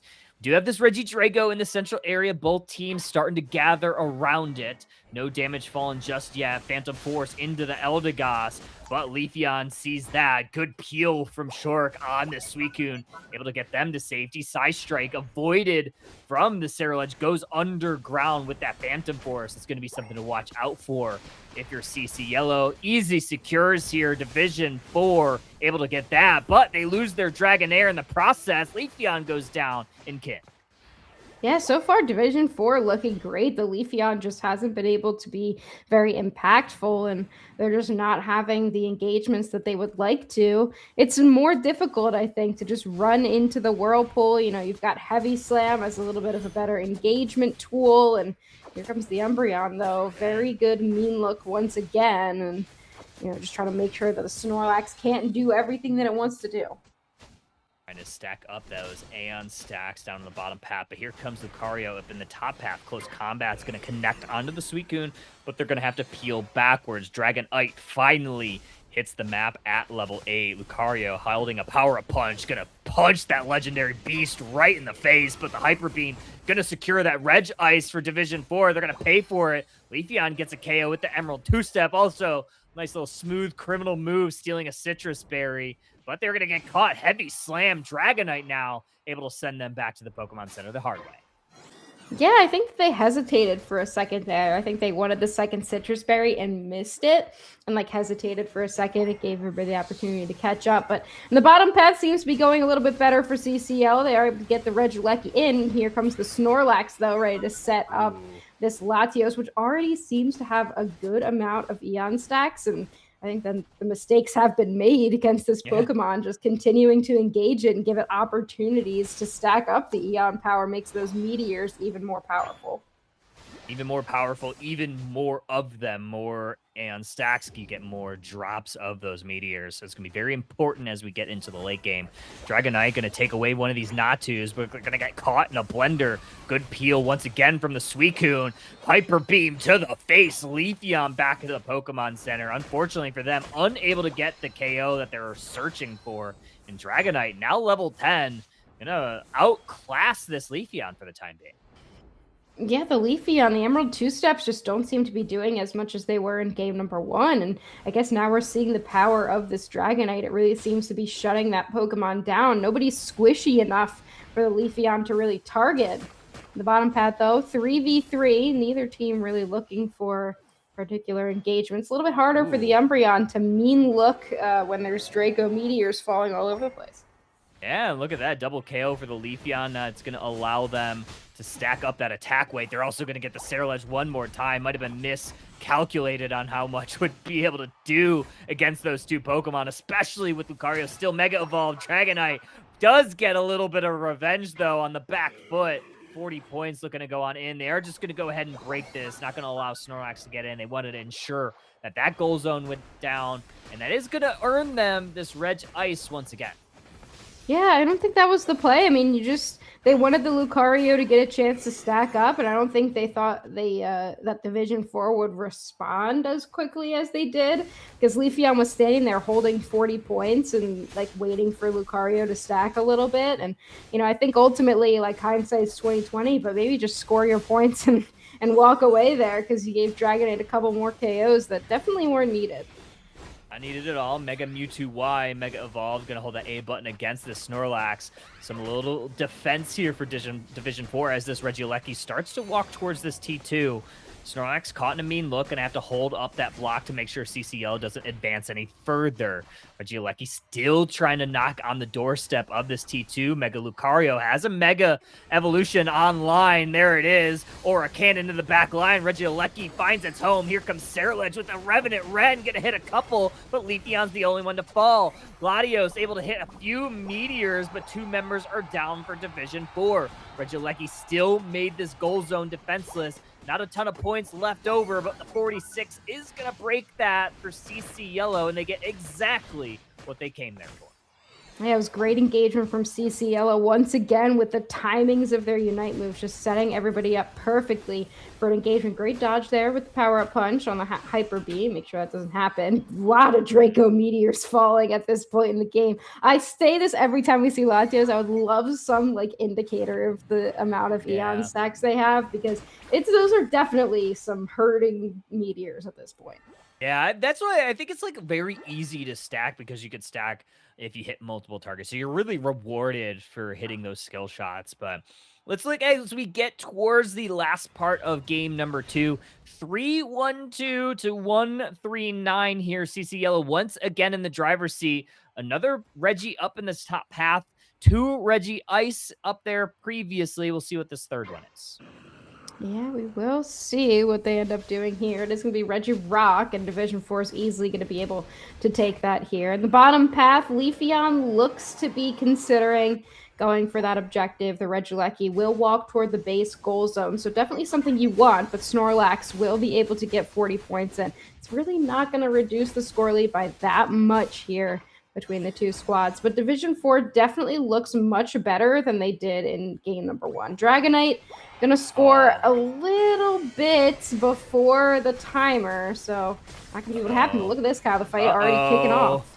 Umbreon, the first one to fall. Here comes a Revenant Ren, gonna slice through the Lucario. Close combat, it's gonna miss the mark. However, Suicune down on the other side. 2 members down for CC Yellow. Dragonite with a double KO. Mewtwo Y trying to get in. Mega Lucario also doing the same. Now, it's going to be Division 4 starting the rip on this Kyogre. Regieleki walked into that T home goal zone. Another Hyper Beam's going to connect on this Lucario, but they're going to meet their match. Ceruledge slices through them. Kyogre still not chipped, but CC Yellow is back on the map. Yeah, I mean, Division 4, they had an opportunity to go for it there, and they decided not to because Lucario was around. I feel like at that point, you just got to trust your Hyper Beam and go for it because you are the team that's behind by over 100 points. There's still a minute left, but Umbreon does have a Unite move. Big Draco Meteors rain down. Umbreon has to use the Unite move, but they're down again, Kyle. Yeah, they are. And now we have a block from Snorlax and Kyogre getting ripped. Dragonite got to line up this Hyper Beam. It's a little early. Oh, it's early. One more shot. Oh, but they still get it. No chance there. Division 4 able to secure. Might have been a little early. We'll see if they can get all of their points in. 100 points, not going to do the trick. They're still going to need a little bit more. Another 50, 39, 50 in tow. That's going to do the trick. 429, 342. Division 4 likely going to be taking game 2. Yeah, Division 4 coming back here. Really weird engagement from CC Yellow, and just, you know, knowing that the Dragonite wasn't there, I think they thought that they would have a much better fight, but Division 4 really using the Suicune, the CC, that it had a big Revenant Rend into the back line and able to take that fight very handedly. Almost messed it up a little bit there with the end Hyper Beam, but it's okay. Yeah. Never punished. Yeah, no, it didn't matter. They had it on lockdown. They trusted that they would still get it. But final moments here in game number 2 as we damage farm, get those stats up. Division 4 evens the score. Game number 3 is going to be knocking on the door. Mega Lucario definitely didn't seem as impactful as the Gyarados this time. So I don't know. I guess I'm seeing that it, like, the nerf, well, I guess it wasn't like really a nerf technically, but it was, you know, definitely because it was a little bit broken the way that it was before. So I'm definitely kind of seeing it here. It doesn't seem as ridiculous as it was before, and it can't rip objectives the way that it used to. Leafeon also just fell off game number 2, and I absolutely loved the Ceruledge. We see here 77,000 damage leader in the entire game. I liked this pivot a lot. The Scizor, not the play. Definitely prefer the Ceruledge. Yeah, I agree. The Ceruledge looked really good, especially in some of these big grouped up team fights. They were definitely hitting some of their Unite moves in like 2-3 targets we're getting connected on. And when you have a speedster on the other side that gets hit by it almost all the time, it's going to go down just with speedster's HP pools. So I do like the Ceruledge. So we'll see if they take it again in game number 3. Yeah, still not like, I haven't been fully convinced of the Dragonite's first pick worthiness. But it definitely looked better in game number 2. It was pretty solid. I liked it a little bit better, but I don't know. I'm still not fully convinced. Maybe one more game and like really pop off, and then I'll understand. I'll see the vision. True. And thank you, Tom Retro, for the gifted sub. I am Colin is now sub, so thank you for that. Enjoy your Pokemon Unite ACL badge on Twitch. Should be pretty cool. We have ACL coming up, I believe. Technically, it's tomorrow around this same time, I believe, is when the shows will start. Yeah, but it's like Saturday for them, right? It's Saturday for them. Mm-hmm. Yeah, it'll be like 8 p.m. ish for us. I'll probably be watching tomorrow night. Not sure. I don't even know. We'll see. Yeah. We'll see what ends up happening. I know Bren's having people over. I don't know. Anyway, one more game of first pick Dragonite. They're gonna lock it in once again here. Not doesn't look like the bans have changed up at all. But instead, we're not going to have this Umbreon locked in. We're going to go with the Crustle, and they're going to take the Suicune. I actually love this from CC Yellow. I do too. I think Suicune looked really good, especially into like this more brawl-heavy composition, because they didn't really have like a true like range damage dealer, it seems. So it's kind of what they were missing. So I think if we're Division 4, we're going to go more brawl heavy. I think this Suicune does a good job of shutting that down. I also kind of like this Crustle too. However, when you have an Umbreon on the other side, you do run the risk of, all of those shields in those big moments getting taken away. Yeah, so you take Crustle and you take their Suicune away, but you trade for the Umbreon that gets picked up on the other side. So still no Umbreons. Umbreon's still mad, but at least it's on the other side instead. So at least he's got an excuse this time. Instead, he's going to be on the Blaziken. We are going to see Mew come out here and your Venusaur. So Venusaur got buffed recently, and it is going to be played here currently wearing beam items. Yeah, Venusaur getting buffed. So I love this Pokemon. I think even like over the last couple months while it was kind of on that lower tier side, it's still always pretty fun to play. I'm very interested to see how it plays with these fresh new buffs that it's received for that Solar Beam build. You do have a potential beam on the other side, right? Obviously, Mew has a Solar Beam of their own that they can fire out at a time being. So excited to see, kind of these beams, face off here in game number 3. And once again, thank you for the gifted sub from Schmoovie. Schmoovie. It's a schmoovie. It's a schmoovie here in game number 3 of round 2 of our Swiss bracket. We also have this Wigglytuff coming out, which I think could be really good into this composition.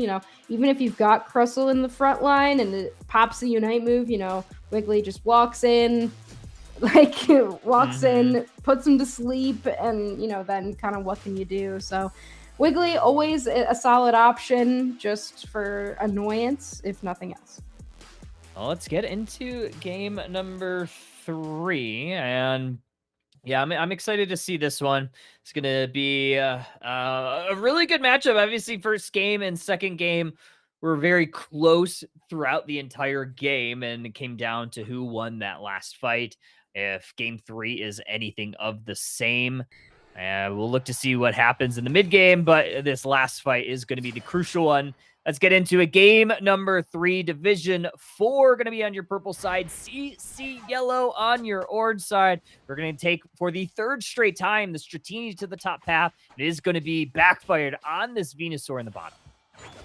Yeah, taking that Dratini up there. They are not worried about this little Dragonite at all. A little bit of a weird buffer on the screen. Did you get that? Or was that just... Yeah. Buffer, I hardly did. Anyway, we've got Venusaur now trying to get some secures in this bottom path. They will be able to be successful so far, but Mew is a difficult one to out-secure. Wow, Crustle already focus span getting popped here this bottom path. Did save them, man. X speed to boot, and now we have Suicune pressing forward, freezing up a pair. Now Dratini getting caught there. Torchic gets that one and gets out to safety on 1 HP. Got to give some credit to the Suicune that might have saved them. Eject button from this Eevee, and now CC Yellow on the offensive, but Ceruledge here to maybe stop the bleeding. Yeah, Ceruledge is definitely a really solid level 5 option.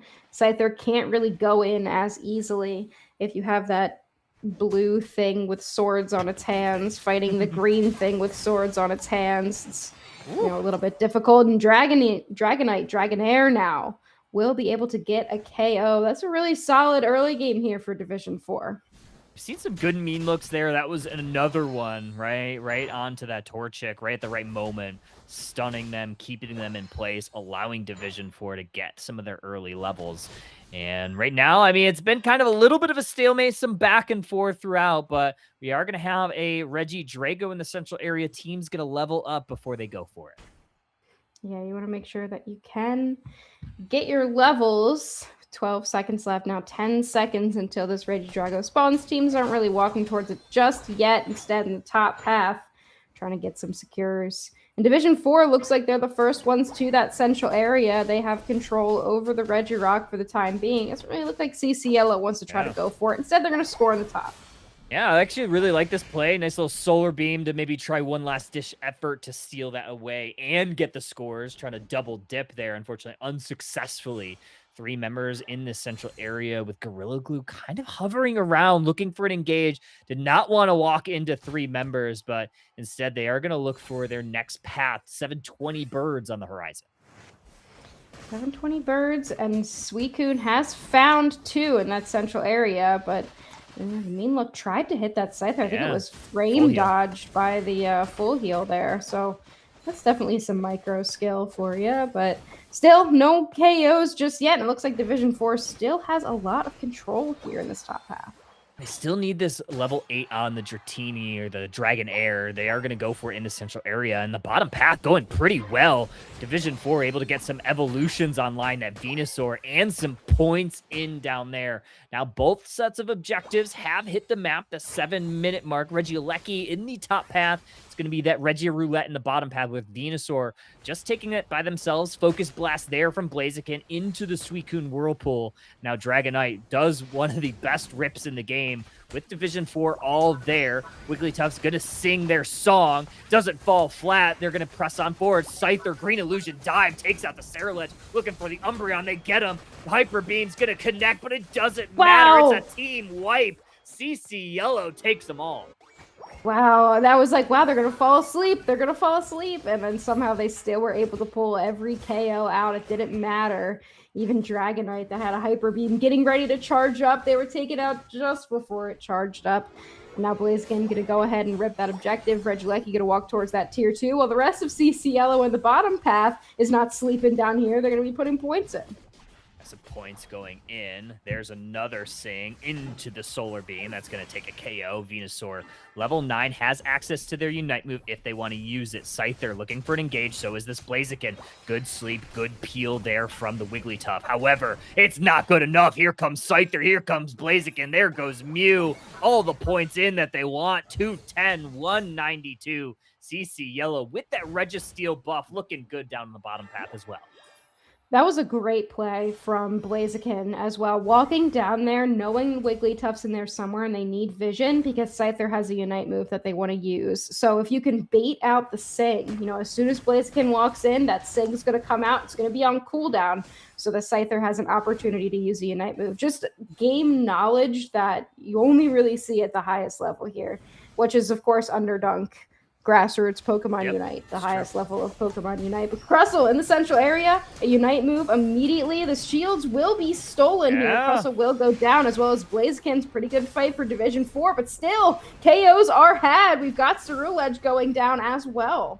Okay, Venusaur with a nice little Solar Beam to separate them. And now we have some Hyper Beam action coming from this Dragonite. That's going to take down the legendary beast of Suicune. Green Illusion dive is going to take out that Scyther, not before they're met by a mean look. That does keep this Dragonite safe, as well as the Venusaur. Otherwise, I think that could be a very dangerous situation for Division 4, although we do have both sets of objectives coming up, as well as a Regidrago in the central area. Both teams really focusing on their levels right now, but CC Yellow got a little bit of value up in that top half.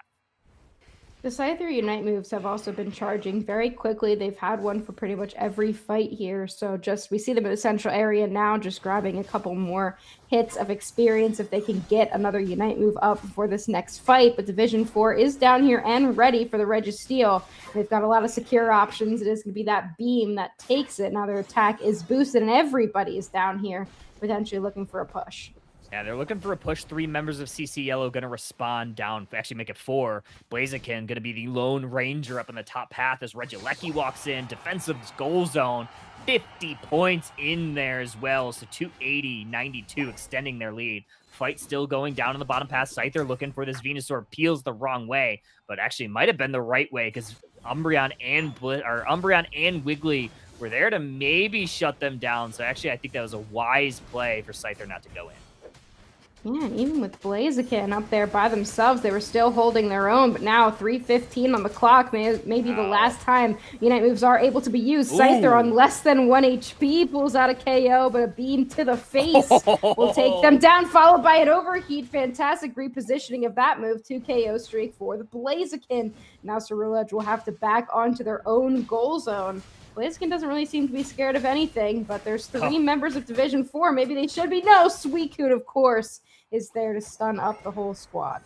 Look at this tempo, just knowing exactly where everybody on Division 4 was lined up. They were able to score a little bit more. They might have been able to score that additional 40 from that Mew, but I think they didn't want to push their luck there. 392 the score here with 30 seconds until our Kyogre of Game 3. A nice little Solar Beam is going to force the Crustle X speed out. And look at Blaziken on that T2 looking to score 50.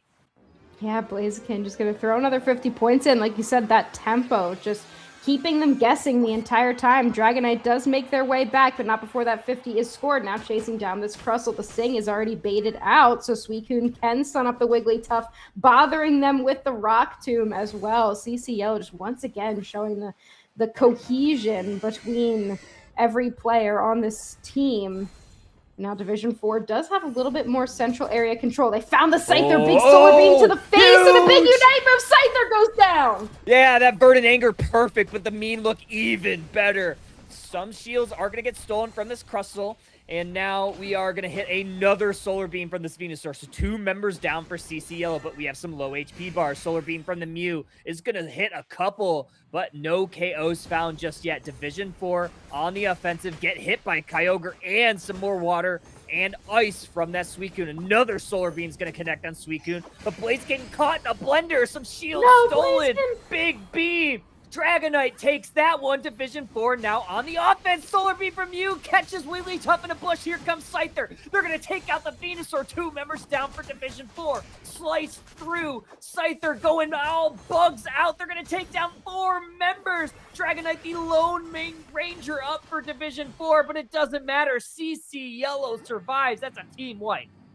Wow, they just had to hold out that fight long enough for the Scyther to get back, and that's exactly what they did. Mew with the incredible plays. Nobody could catch up to that Mew, even with a Ceruledge and a Dragonite on the field. The Mew was just all over the place, so slippery, taking no damage for the entire fight. And the Blaze again held off long enough as well. There's still time, 30 seconds left on the clock. Division 4 has to make appeal to these goal zones if they want a chance at winning, but it doesn't look like it's going to happen. Instead, they're just going to go for the Kyogre. Another huge engagement here from the Suicune. It looks like stealing that Pokemon away was absolutely the call. Yeah, we're going to hit another Solar Beam, but really the play that now really needs to be the Kyogre. 10 seconds left, not going to be enough. Division 4 going to fall down just barely, unable to really converge and connect on the early win of this Kyogre. So they weren't able to capitalize, and CC Yellow, like you said, just was able to stall out the fight long enough to get all of their big members back, and they were able to hold on to Kyogre, hold on to the victory. No final objective secured by either team. Didn't matter. CC Yellow had a massive lead going into it. Yeah, I mean, and again, Dragonite had its moments for KOs, but I'm still not convinced. I did like the Solar Beam Venusaur. I mean, that was a ton of damage coming out, but CC Yellow, even after a disastrous catch on that Scyther in the end game, they were able to pull it back, use their cohesiveness as a team and get it done. So CC Yellow will be taking this one 2-1. We've had 2 exciting 3-game sets here so far on Underdunk. Not too bad, but yeah, final score, 374-92 going to be your final, and yeah, we have 2 really back-to-back, like you said, 3-game sets. We'll see if set number 3 and set number 4 can kind of live up to the hype there. But really, like, CC Yellow kind of controlled this one from start to finish. Outside of like that, 30-second to a minute mark there of your Kyogre where they kind of got caught. Scyther, was kind of bush checking with that dual wing beat, ended up getting caught by a mean look eventually, and then beam to the face, Verdant Anger to secure the KOs. Didn't really matter though, like you said. Good convergence, good poise from CC Yellow in that one. But that is it for round number 2. We're going to get round number 3 set up very shortly. Husky, any final thoughts as we send you on home? Well, you are home, but yeah, I'm good. Well, I am in my house, but I am going to bed, and I've got a big day tomorrow of teaching and judging a graduate research exhibition. So excited about that. Remember your ideal gas law, PV equals nRT. Remember your Ohm's law as well, V equals IR. It's really important. It will be on the test. Otherwise, that's going to be it for me for tonight, but we've still got more Underdog. Alrighty, so don't leave. Yeah, don't leave. We got more Underdog. We have 2 more rounds, so don't go too far, folks. Get a drink, get a snack. We'll be back after a very brief intermission. We'll see you soon.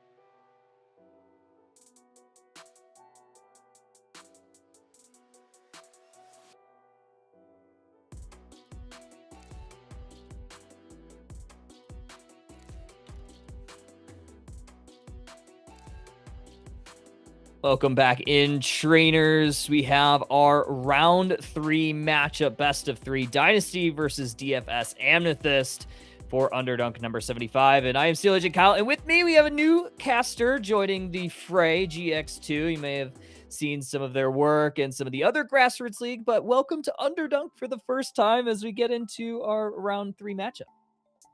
Thanks for having me. I'm excited to see all these matchups, and well, there's a Mega Charizard Y band. You know the rules. He's not allowed to play with the rest of the kids. So there's that. Definitely not allowed to play. You also have the Blissey along with this Umbreon ban. And just if you haven't seen it before, folks, is going to be a Groudon map. You could tell by that central area showing a lot of that earth terrain opposed to the more water or the grass. So we are going to see Groudon in game number 1. Rest of the bans, though, we are going to see this Hoopa get banned from DFS. This seems like a target ban. You don't really see that many Hoopas being played or like banned, so that screams target ban to me. Potential target ban. This Surfetch certainly not a target ban. I think this Pokemon has been just incredibly powerful over the last few weeks, especially in this current meta. We've also been seeing a ton of this Umbreon this evening, so I'm not super surprised we're seeing that one banned out as well. Yeah, for Surfetch, take a look at its stats. It's very bulky, especially on the special defensive ends. It is a Proud Knight with a very sharp leak. Potential options here for Dynasty. Zapdos is open, one of the more common first picks when it's available. Hasn't been available frequently this evening, so we are going to see it though. So Zapdos going to go over towards the side of Dynasty. But now DFS Amethyst has a few options here for their power picks. They have that Dragonite, a Pokemon that's been more recently buffed in this last patch. Yeah, Dragonite, the Hyper Beam is just doing a massive damage and is a very good secure, which is very prudent on this map. You really want that Groudon buff. It's so powerful, does so much damage. It can just make fights very one-sided. Really can. And a few other options here for dynasties. We get into our snake draft. So 2 additional picks here for them. Hovering that Blaziken. I think Blaziken, we saw it in our last series. Umbreon's taking that one, making that Pokemon look incredibly powerful despite, not really receiving any love in any recent patch. So always love to get to see some good Blaziken play. We're also seeing this Mew here from Dynasty, and that is a Pokemon that's also been joining the fray more frequently. So yeah, looking over at the purple team's picks right here, they're looking to set up a very strong early game, especially to have Blaziken thrive off of that early game, get as much levels as it can. Following those picks, we're going to have an Alcremie and is Moltres legal right now? I believe it's banned. No? Yeah, Moltres does have the global ban, so they will likely have to... They will pull off of it unless they want, unfortunately, a DQ. So yeah, likely moving there off it is. of it. They do grab that Greninja, but look at this. This is something you don't see a ton of here, GX. It's going to be that triple attacker composition. Well, I see it plenty of times of ladder, so I'm sick to death of it already. Yeah, true. Yeah, this isn't ladder, though, so DFS Amethyst likely going to try to lock in some speedsters as we get into the later part. And yeah, that's exactly what they do. That final pick Dodrio to try to lock and kind of contain these attackers. Yeah, the main target is going to be Zapdos. That mod has no ability options. It only has the one flash. Hopefully, it's going to be able to work together with that Crustle for Crustle to create some space with some Rock Tombs and X's or combinations. Zapdos is one of those mods that still has a very strong early game. It has been toned down a bit with the Discharge and the Zap Cannon, but it still does a lot of damage. As long as it has a lane partner that has secures, it should do fine in the early game and be set on the right path for mid to late. So, but we got to see. We will certainly see. Yeah, triple attacker composition, always very scary, especially when you leave that last pick as that speedster. And I think Dodrio, definitely one of the more scary Pokemon to deal with, especially if it gets off to an early start. But let's get into it. Overall compositions, how are you feeling? Who do you think has the advantage here? And as I alluded to earlier, early game, yeah, it's top team. Absolutely. You got the Zapdos, you got Mew. Those are early game little monsters. Mew with a light screen and Electro Ball here. Zapdos just doing a lot of damage to farm and enemy Pokemon alike. It's definitely going to be there for a bit initially. Got some late scalers over on DFs with Dragonite and Blastoise, so depending on how they set up, they could struggle a bit in the early game. But it's up to individual player skill level. So we got to see. This is why we play the game. There's always that variable on the pilot driving those Pokemon. Let's get into game number 1 of our Swiss round 3. Dynasty gonna take that Zapdos down to the bottom path. This Grookey likely going to that central area, and it's gonna be a top path, maybe more of a supportive Mew. Oh yeah, Mew's just attackers to me fundamentally are just there to support their team. They can lay cover fire, they can control mid space, they could just snipe with their extended range. They can pretty much do it all depending on what they pick. But down over here at the bottom lane, we're gonna have Zapdos already applying tons of pressure. We have Squirtle here trying to out-secure some forms with the water gun, but to no avail so far. Sableye stealing a Citrus Berry and ejecting over the wall, getting themselves to safety, while Dodrio just kind of running amok right now, looking for a way in, coaching directly onto that Torchic. Gonna get caught in a blender there. Dragonair converging for that double KO. Dodrio getting credit for 1. Yeah, DS is taking the early advantage. They're going to be very prepared for this 850 Bees gank over here. Greninja can only do so much. It's a single attack attacker, so it's going to have to single out somebody. But they're going to be able to rotate back. Coming into 850s, everyone's in position. It is a 3-on-3, and that's actually a 4-on-3. Miraidon rotated up. Yeah, Miraidon coming up. There's to a the top KO. path. Big KO there, and Torchic again back into the Pokemon Center. Advantage DFS, right? They're going to grab all of that Altaria family for themselves and grab a couple of KOs to boot. Yeah, I definitely agree with that play. Zapdos is pretty self-sufficient at the bottom, so they can just leave him there. The rest of the team's going to have to pretty much pick up the pieces here. Sableye coming in, providing disruption and a lot of vision for his team, something that Dodrio is going to need very badly so he can pick and choose its targets.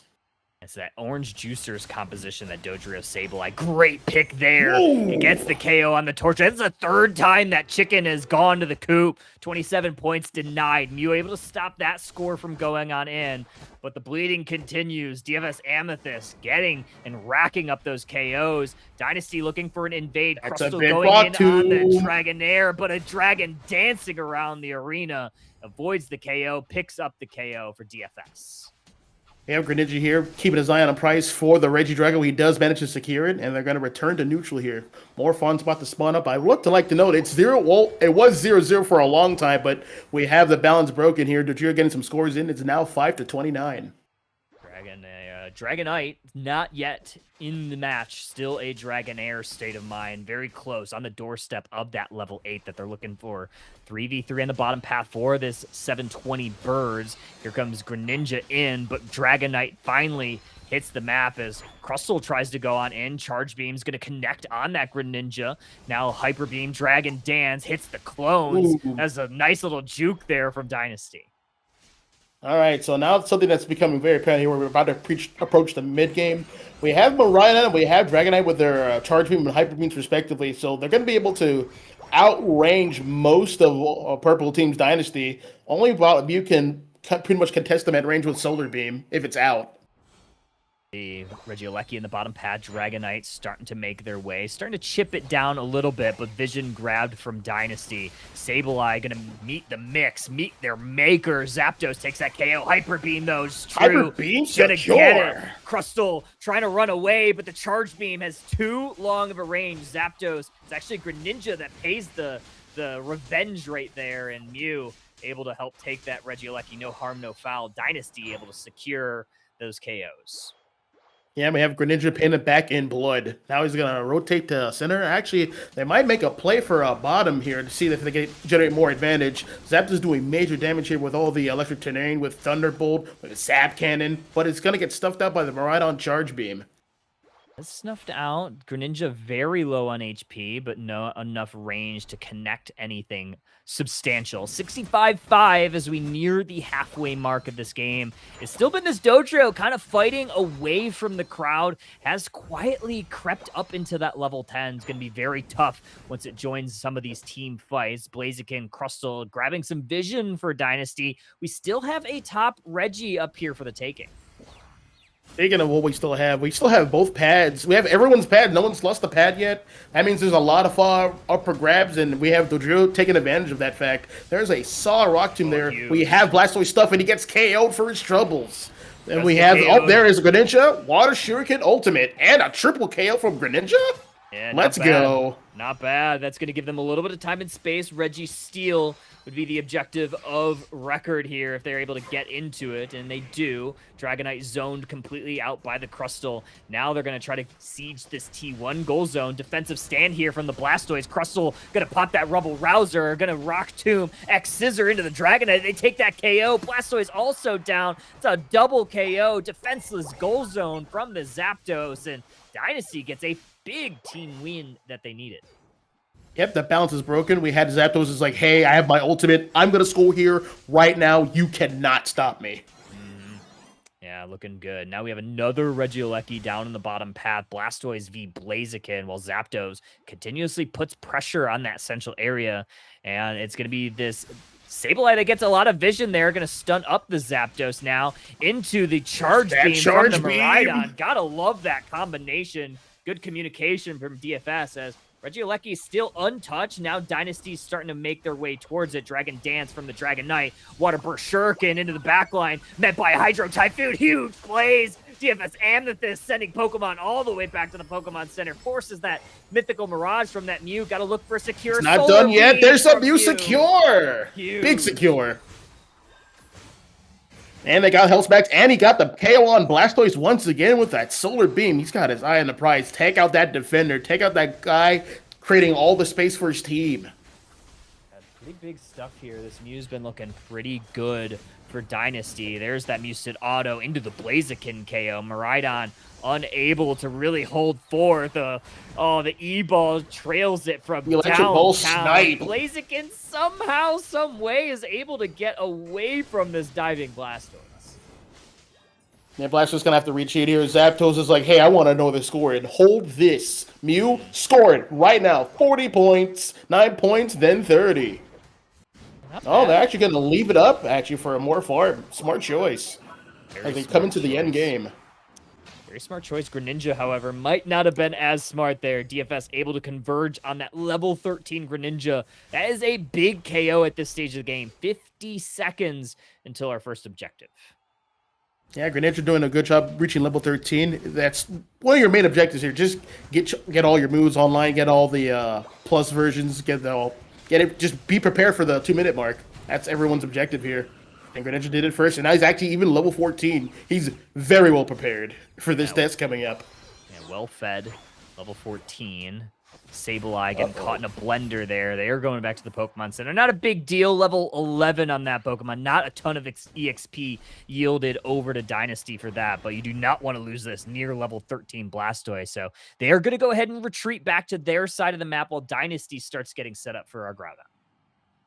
Yep, we have Groudon in 5. We have Crustle extending vision, creating choke points with Rock Tomb. We also have Sableye at the top, playing a bit of out angles, giving vision for Dodrio. They looks like they're going to be looking towards the 3 attackers with Mew, Zapdos, and Greninja. They're going to be playing next to each other. If they ever get dived, they can pretty much support each other with damage.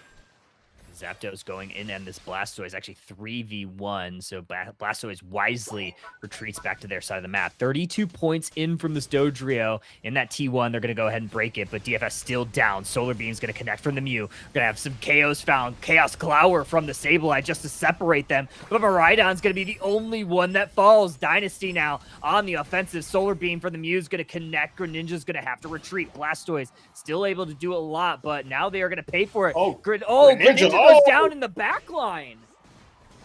Yeah, big surprise, but like it's not the only Greninja now. We got there's the Hydro Typhoon. Blastoise holding down the line. Zapdos providing cover fire.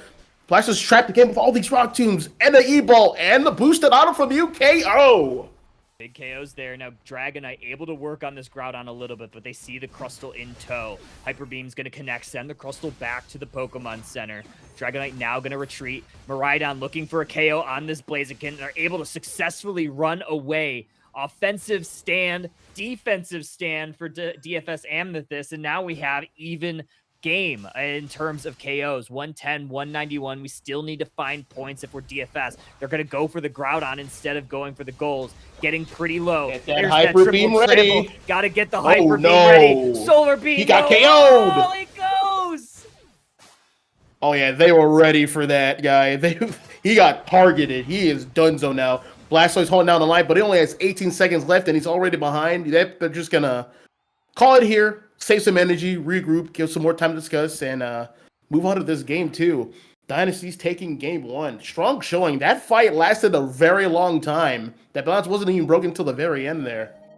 Very, very, very well played. Very patient plays there from Dynasty. Finding some KOs early, finding some space. And yeah, DFS Amethyst didn't even necessarily need to go for the Groudon there. I felt like they could have picked up some Aos energy and even tried to score with Dodrio just to, kind of put themselves in the lead. They weren't losing by more than 100. So they put the trust in the Dragonite to secure. Just unfortunately, the Greninja got the better of them. Yeah, I was thinking they were just fake ripping so they could give at least Sableye or Dodrio a chance to back up. They weren't really down by much, and it's under the 2-minute mark, so it's just double time, so double the points. But regardless, we have Dynasty securing game 1, and if there's anything that triple attackers can do, is apply tons and tons of pressure. A lot of pressure, yeah. I was kind of surprised that we're not seeing more numbers here from the Dodrio. I thought the Dragonite did kind of well. Unfortunately, yeah. Not as well as DFS kind of wanted that game to go. I did like the Dodrio, but I wonder if something more like a Leafeon could have done a little bit more there, because out of all the speedsters, Dodrio not always the type that can really lay on a ton of pressure unless it gets off to that really early start. I don't know. I liked overall the comp, but maybe swapping up the speedster could have been. Yeah, I definitely agree. Leafeon would be an ideal pick because it has a stronger early game, which is what we were saying before. Dynasty just had that stronger early game. They had the Zapdos, it had the Mew. You could get massive damage, you could get early secures. But Dodrio's a late scaling mon, so it needs some time to get ready. Dodrio did a good job of getting its levels, but when it got its levels, it was mid game already. So everyone had their levels established, and they just went forward from there. And we are going to get a little bit of information of what we're going to see in game number 2. DFS Amethyst going to go with a Kyogre map. They had the option to pick either pick side or side selection or the map selection. They chose map selection. They want to go back to Kyogre. Dynasty going to switch it up, though. They are going to go with that second pick option for this game. And, oh, wait, did I press the wrong one? I pressed the wrong one. I pressed it wrong. No worries. But since we're going to Kyogre here, it is going to be a lot more grass. Everything's more fertile. Makes sense. There's a bunch more water as opposed to the desolate lands of the Kyogre map. I mean, the Groudon map, sorry. Mm-hmm. So that should be a safe haven for some attackers, but also more speedsters. They have more places to rotate to. That obscures vision. So let's see how things play out. Shall see. Game 2 definitely going to be DFS Amethyst to try to figure out what exactly went wrong in game number 1. It seemed like they had a decent control of the early game, but in some of the objective they could, actually. Yeah, they played it really good. Some of the objectives they played it pretty decent given what they were up against. Yeah, we'll certainly see. Yeah, we got the side switching. So I don't know. I feel like I've seen Zapdos quite a few times this evening, and every time I see it, it's incredibly powerful. So despite getting a lot of those nerfs, I feel like this might be one of those must-ban Pokemon. Yeah, definitely agreed. I know some players are kind of moving off of it because it has an established weakness. It's an attacker at the end of the day, so you can dive it. It's just they're acting as a mage. I'm gonna throw this electrical field. It's gonna slow you down, and I'm gonna stun you with a Zap Cannon or something like that. So, but it's early game. That discharge is incredible. I feel like sometimes when it moves to Zap Cannon, it feels kind of like a downgrade in some ways. But due to discharge is early, straight up rip and secure. It's a problem. So I would like to see that ban coming here for Amethyst. Absolutely. Well, let's get into our pick and ban phase with the side swapped. We are going to see this Psyduck going to be the first Pokemon banned, as well as likely this Charizard. Why I think very wise picks to ban. I think both of these Pokemon have been at the top of the meta, top of the encounter rates for quite some time. So very, very well played bans. Yeah, Psyduck just strong, just out of the gate. Got banned 8 times in a row. Was still incredible. got some buffs again to revert some, return to some of its power and some warm glory, and now it's ban worthy again. So Psyduck's one of those lane bullies that it's so bulky and it just gets its passive, it gets so many procs of its moves over and over again. And just get it off the table. You don't have first pick, so like it's fine if you ban it. I definitely agree. Indeed, yeah. We are going to see this Blaziken leave the map as well. I wouldn't be surprised if we do see the Sirfetch'd, and we actually do. I think this is, kind of your usual suspects in your ban phase. I think these are kind of the Pokemon that are starting to define the meta. Blaziken, maybe not as much, but I think that is more so because Blaziken is just a very big power pick for a lot of people right now. Yeah, Blaziken is just one of those monsters that will just never be banned, and it's a popular mon, so it's gonna be buffed again pretty soon. Just be patient. Be a little patient. It'll be back.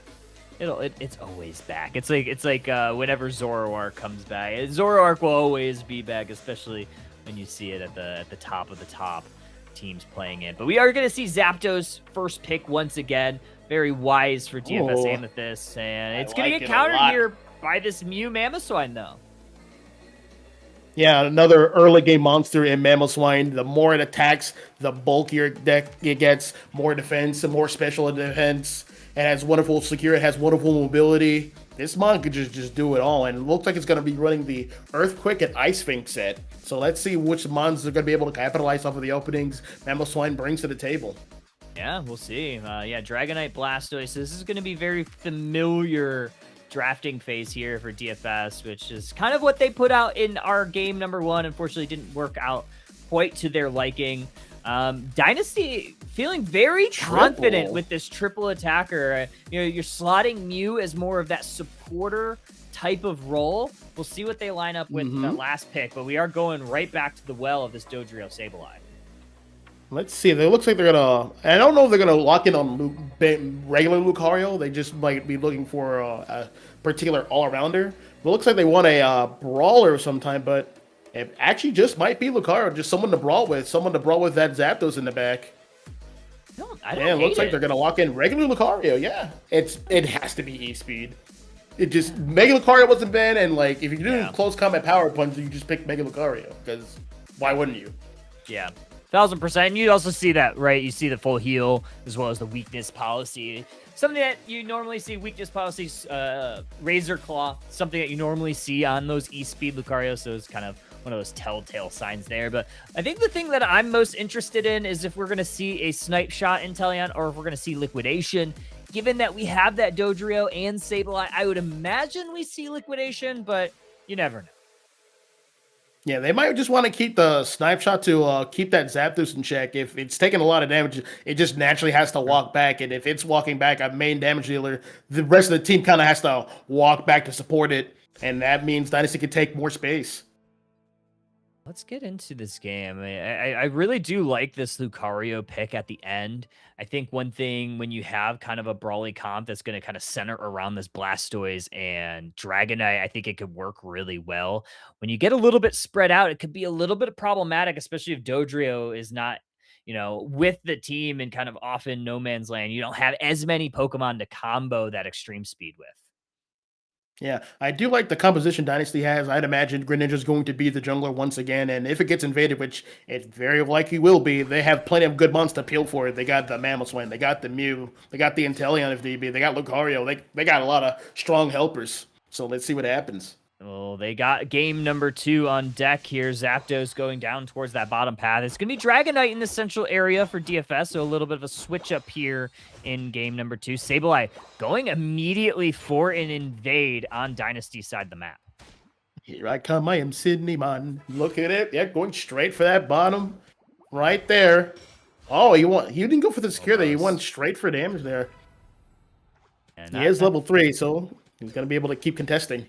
Yeah, and some invisibility as well. So they're going to at least slow down this Froakie from getting it. So far has not been quite fruitful, unable to secure any bits of wild Pokemon away from this Froakie, but they have stalled it out a little bit. There's still this one final potential attempt. They're going to go for the Fierce Sun. Unfortunately, went on to the substitute clone. So good plays there from this Froakie, and they get evolved. But here comes Dragonair. Are they going to be able to get the... Brother Dragonair. No, not in time. Retreat, retreat. He's going to be able to get a berry there. This is Kyogre, so there's going to be a lot of berries in the center. A lot of berries. 850 birds, though, on deck. And now here comes Vitopo going immediately for this Greninja. Currently a Frogadier. Dodrio gets a KO on the Frogadier, make it a double. They get that Lucario, and now Mew caught in a blender of 4 Pokemon. DFS Amethyst getting off to a quick start. Yep, and that's a good start. That means it's back to invading. Back to jungle inspecting. Greninja's going to have to work quick, though. They really do, because the Sableye is kind of a little bit of a pest right now. Level 5 already and just living on the right side of the map. And now Dodrio has also joined the fray. E-Ball is going to connect on them, slow them down for the time being. But no Pokemon in the central area, no wild Pokemon. They're going to go immediately for this Lucario. Going to get caught again. 3 Pokemon converge. Dodrio finds the KO. Musted Auto into the E-Ball. Not enough damage, though.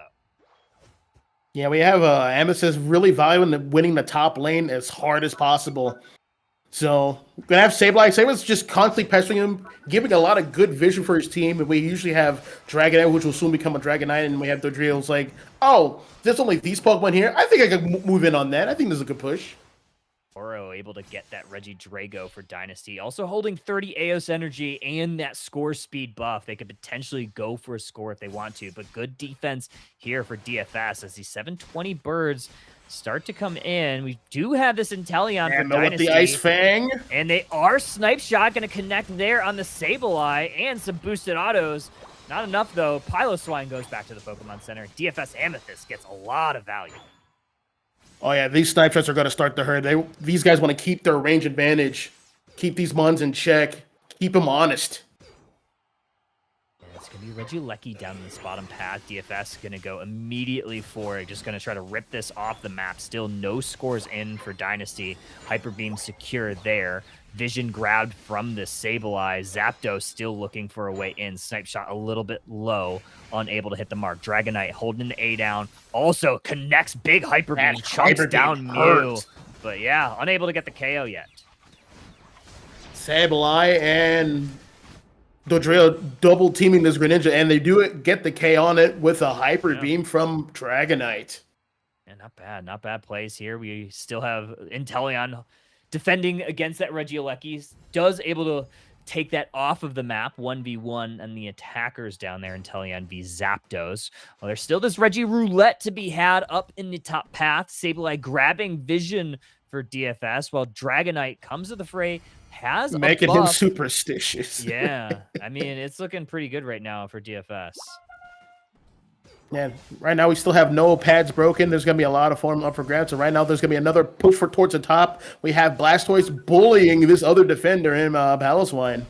Yeah, Piloswine goes down bottom path, going pretty well here for Dynasty. They take out the Zapdos. Now they're making their move towards this T1. Unite move from the Inteleon to make sure they snuff out any Pokemon hiding in the tall grass. Another 30 points in or so. More stacks in for this Greninja. Oh, yeah, this is a stacking Greninja. Yeah, but we're going to find even more. Chaos Glower is going to connect, but Dynasty unable to capitalize outside of the Sableye. Lucario into the Flux Zone, but they're going to pay for it. Zapdos takes that KO. Zap Cannon KO. He had the Flux advantage, so he was able to capitalize off of it. Good stuff for him. We have Blastoise coming in straight towards the Greninja. Greninja's going to have to ult away, backing up. Gets caught by the Hyper Beam. Mew ults, getting ready for a Solar Beam. Actually, an Electro Ball with a boosted. Great surf. Hydro Typhoon connects. Hydro Typhoon. Mamoswine avoids it with their Unite move. Zapdos still pressing forward. Going to try to 1v2 against this Mamoswine. Nice surf once again from this Blastoise. Lucario behind enemy lines gets picked off. 3 members there. Snipe Shot unable to hit the Zapdos. Zapdos just nearly walking away, maybe flying away, as we get another Regieleki down in this bottom half. Yeah, Zapdos was a key figure in making like that push possible. He had his ult as like, hey, Dragonite, it's time to score. I'm about to hold this pad, wait for 5 hits, and go right in. Dragonite has the full ability to rip this objective off the map. Dynasty wants nothing to do with it. Instead, they're going to play for the top. Get some points in up here, 17. immediately after that 25, as well as another 10 from this Lucario. But here comes Dodrio, going to try to take down the Greninja. Instead, they get a double team instead. And Sableye going to grab some vision. Regieleki trying to push towards this T2 goal zone. Here comes Zapdos along with Dragonite. Mamoswine, Ice Fang connects. Snipe Shot unable to hit the mark. Dragonite able to Hyper Beam away. There's and that surf Mamoswine goes push down. Oh, Regieleki finds its home, and DFS takes full advantage, breaking T2. Win Con is now available. If that Regieleki walks to the base one more time uncontested, they could just score and not even do the Kyogre fight. They got options here, which is what they want here. It's absolutely what they want, especially with a Dodrio and Sableye, two Pokemon that can score almost at will based on their passive abilities. But another Regiroulette up in the top path. Lucario caught in the enemy central area. Dodrio able to earn themselves a KO there. DFS mostly going to allow this Registeel to get captured by Dynasty. Dynasty going to just really have to focus on grabbing as many levels as possible. Mamoswine almost gets caught out, but a nice little coaching there from Mew. Oh no, he got caught. He got him. He got A little bit scooped. of greed. A little bit of greed. Thought you had me, huh? Take this. Yeah. Oh, that was rough there. I thought Sableye might have been able to get it, but maybe a little bit greedy there in the moment. I mean, I respected it. The Yeah. KO's a KO there. All right, we're going to have Amethyst taking center positioning here. Pretty early. I like it. They need to have some vision. They want to secure this area early. Looks like they're going to be moving towards bottom here. They're going to have a split push. We're going to have our back capper. It's going to have Dodrio, and we're going to have Sableye. Maybe moving in towards the back cap. No, they're going to move in toward a flank. It's 225. Kyogre fight's about to happen. It's about to go down. Yeah, they're right. DFS actually had a potential for this basement Reggie, but they're actually going to vacate completely and really just get themselves set up for this Kyogre. They don't want to give up too much information. Sableye does spot out where this Inteleon is. Inteleon misses the Fell Stinger because it connects onto the Sableye, but they get caught out. Both Dodrio and Sableye down. Oh, no. Dynasty on the offensive. This is their time to Rip shine. City. Unite move from the Inteleon, going to start ripping through this Kyogre. Unite move from Blastoise, going to separate a couple Pokemon. There goes Lucario. There goes the rest of DFS. Dynasty secures the Kyogre. Yep, once Dodrio and Sableye were gone, it's just a 5v3, and there's 3 attackers on that 5, so you're pretty much done. Very rough showing here for DFS. More points in, 424, 318. Game's not over yet, though. We'll see what it can do. Snipe Shot's going to connect on the Sableye. Chaos Glower. No shields, no buffs stolen away just yet. Zapdos does get the Muse buff, so it's not over till it's over, GX. Yep. No, it's looking harder and harder. Time's running out. Mammal's trying to do as best it can. There's that Hyper Beam secure. But and there's another Surf. There's more scores here. And a Snipe Shot. Yeah, they're just using up a lot of time. They got to get these. They got to get this ball rolling. There's already 3 down. They have to wait for them to make a substantial push. And the gap keeps widening. 35, double it, make it 70, as well as another 46 from Inteleon. It's going to be a very tall task here for DFS. And Dynasty coming back in some of these games. Great pressure, finding those KOs on both the Dodrio and the Sableye. Some aggressive positioning for DFS Amethyst. It kind of bites them in the end. Yeah. Amethyst was doing a really good job. They were like breaking pads. They were getting scores. They were getting KOs. They had the level lead, but just when that double flank failed, that was all she wrote. Yeah, very unfortunate. We get press on forward and get some additional stats here in these last few moments. Dynasty just very well played, very poised there at the end. I would have really, GX, I would have really loved to see a DFS go for that basement Reggie at the end. And, you talked about the mid game when they broke that T2. It was a potential win condition, and they had a T1 goal zone of their own. They just vacated completely. Yeah, I think they wanted to use it I'd imagine, just my guess here, they wanted to use there's no defenses, there's no goal pads at the bottom. Regieleki is about to spawn up in a couple of seconds. You guys, at Dynasty, you have to be here. So, and they were, which allowed Sableye and Dodrio to kind of flank them, but they were about to get a pick on Inteleon, and Dodrio had a chance to ult to get the KO, get a good target, and get himself to safety, and so the rest of his team can rotate in and clean up. But he didn't pull the trigger yet, so that looks like that costed them. That one indecision there kind of costed them. If you're gonna like make plays like that, if you're gonna like have Reggie Lakey be available and like just not fully play off of it, then like what are we doing here? You know what I mean?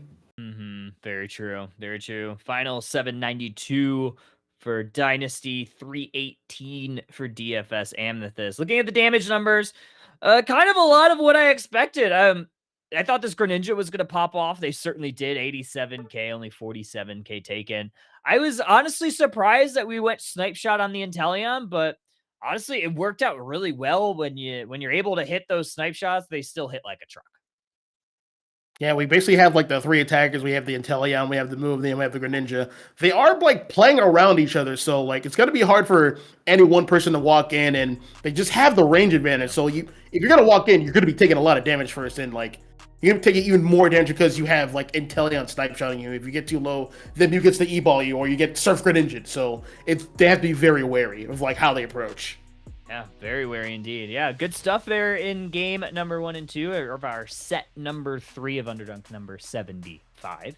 But with that said, we are going to hit a quick break while we get set up for our next match, which we don't know what it's going to be yet. We may be able to catch a game 3 of one of the other sets if they do go to it, or we may have to just fast forward into our round number 4. But with that said, we are going to take a quick break, so don't go too far, folks. More Underdunk 75 will be back very soon.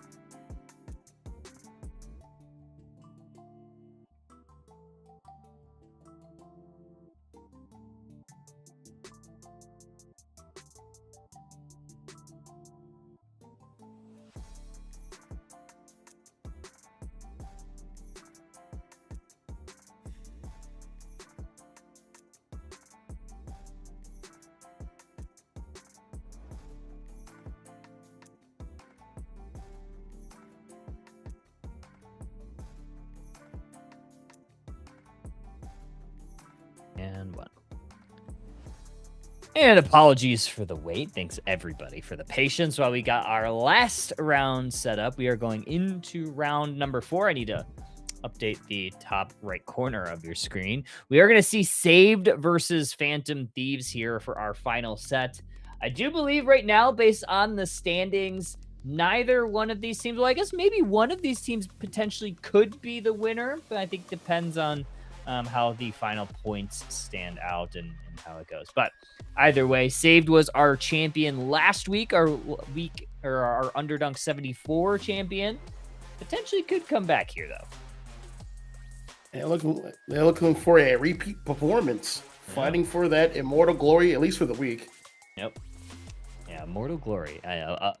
Post on our Twitter, a little code, not code, but a little icon, a little badge in the Discord server, as well as in our overlays. You might have seen it during the break. We have a little immortalization winners of the week graphic that will create nice little Photoshop action. But I believe we are going to see Saved. They are going to be on the second pick, and we are going to see the Groudon map here for our first game. So I'm excited to see. We've seen kind of a little bit of a hodgepodge. We've seen some Kyogre. We've seen some Groudon. Even in our first set of the evening, we actually saw 2 different Rayquaza games, but we are going to go back to the Groudon map here in game 1. People actually pick Rayquaza? Yeah. Animals. I know. They like that thing? And some people are masochists, I guess. The weirdos. Can't wait for them to like actually readjust it, where like if you defeat someone with the buff, you actually get the buff for yourself. They need to make that update stat. Yeah, that would be pretty cool if we saw it. Let's see, Blastoise, Zapdos already getting banned here from Phantom Thieves. Save banning the Surfetch as well as that Mega Charizard Y. So again, a lot of the usual suspects that we've seen a majority of the evening. Psyduck getting that last ban. We've seen it getting picked first a ton of times today. Yeah, Psyduck is an early game and lane bully, so if you're not going to be able to get it first, just get it off the board. Yeah. Which makes sense. Umbreon, and then immediately countered by Blissey Suicune for save. So normally we don't see a ton of Blissey in the current meta. I still think it's one of the better supporters in the game right now. But yeah, not getting a ton of play, but we'll see how Saved wants to line up this support pick, likely with some sort of damage carry. Yep, it won't be Suicune. It's going to be another damage carry. Probably, well, I hope it's not Moltres. That one's banned. Yeah. It might be... Mimikyu's a very strong candidate, so I think they're actually going to hone in on that one. Mimikyu actually gets through. I noticed in some games, people like tend to ban Mimikyu in games that I've been a part of. It's such a strong all-arounder. Gets to move in and out. It has iframes to preserve its, maintain its life. And it has the bound property with its ult, which is actually a very strong feature. Not only a handful of mons even have that. You have like the Charizards, you have Slowbro, and you have like Serena. Those are like the only ones. Yeah, not a ton of bounded Unite moves, but definitely one that can be really valuable, shutting down one of those big carries.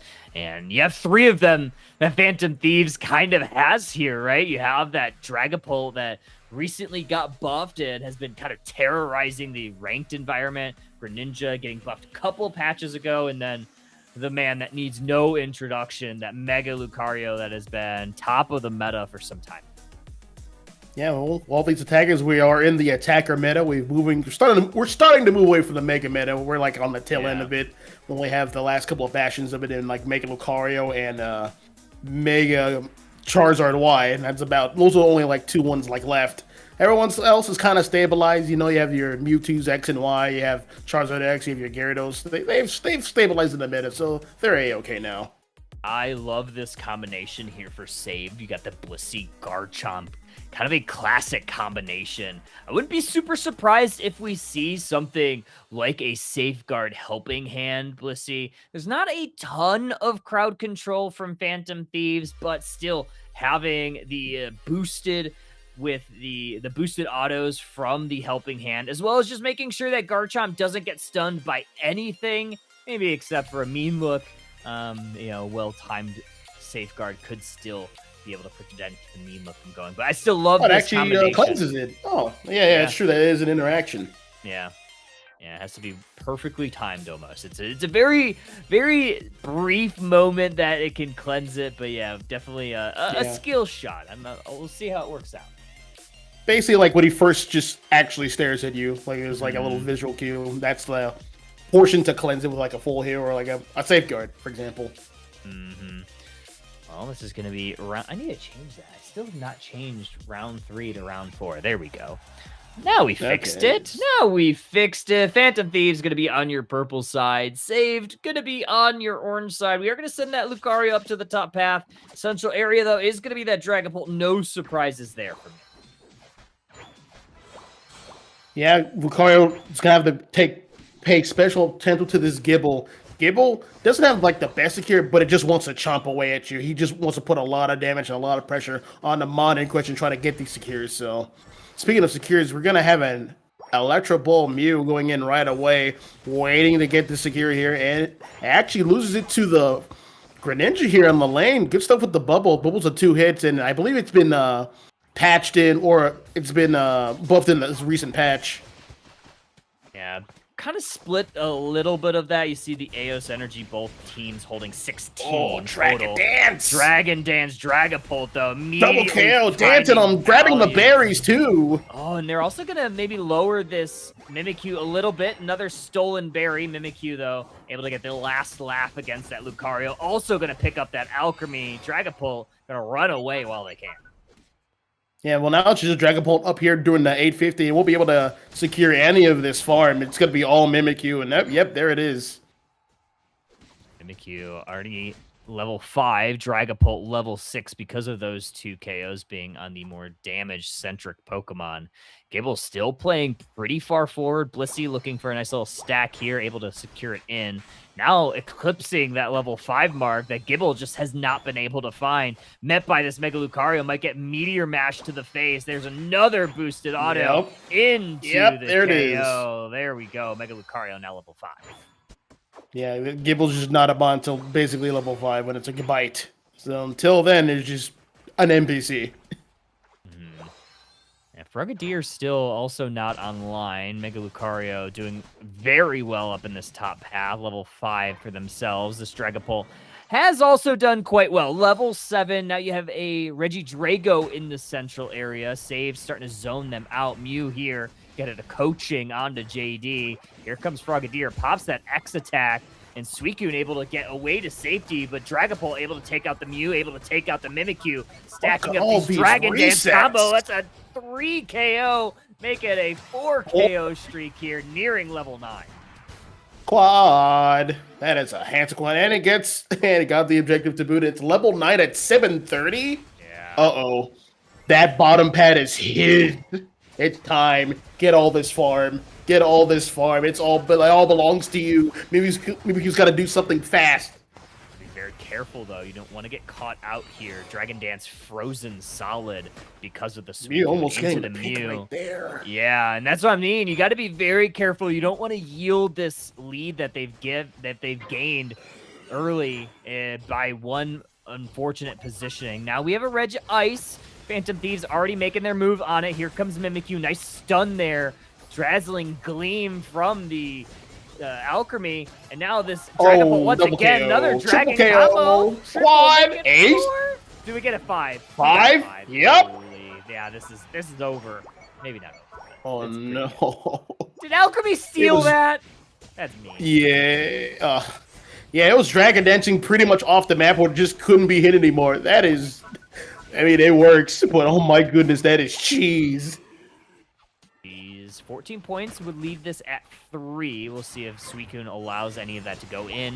5 points allowing Greninja to stack up one more time. Mystical Mirage is going to help Mew avoid some of that damage. Good Surf there to separate themselves, but still Dragapult able to chase them down. Shadow Sneak, Shadow Tag from the Mimikyu misses the mark, and they're going to have to peel back towards their Speed Flux Zone. All the while, this Regieleki walking towards this T1 goal zone. Mega Lucario looking for a KO on this Garchomp. Close combat. Not going to be enough just yet. This goal zone on the bottom side down. Yeah, we got the Alchemy ult to sustain a life for especially this Dragapult is on a tear right now. I don't even want to think about how many kills it has. It's already a level 12 at the 530 mark. Looks like they're going to have to back off here. They want to give away this amazing lead that they have. They don't want to give off this levels. The score is 252 to just 4. Phantom Thieves in a handsome lead. Indeed. Very good halfway through. Save just kind of holding that bottom pad. They don't want to yield up any more goal zones, but look at the tempo here. Phantom Thieves pressing forward, taking some central area Pokemon if they can. Shadow Tag directly onto him. This could be the time. There's that play with me. Save has to follow up. Dragon combo from this Garchomp is going to take out that level 12 Dragapult. Trying to do another Dragon combo, but great peel here from the Greninja. Blissey Unite move, and now it's actually Phantom Thieves that comes out ahead here with the triple KO of their own. Yeah, it was really good that Garchomp got the pick on the Dragapult, got some much needed levels. It was very behind, but like Greninja just there with a clapback to like dissuade all this extra pressure that was about to befall them. So yeah, they got 2 issues there: a level 12 Greninja and a level 12 Dragapult coming into the 4-minute mark. Yeah, it's kind of a back and forth. Save get a little bit of experience by taking that Dragapult, but yields it all right back. And now Mimikyu in a little bit of a bind here. This is Mystical damage. Mirage once again just to avoid this Dragapult, and Saved does get away to safety. Some eggs for these trying times. Going to heal up the Mimikyu. Yeah, this is going to be a combo I'm going to see Mew going to do at the 2-minute mark, and ult into a Surf, trying to scoop somebody in towards the Mimikyu. It just didn't work out this time, but it will next time. I can feel it.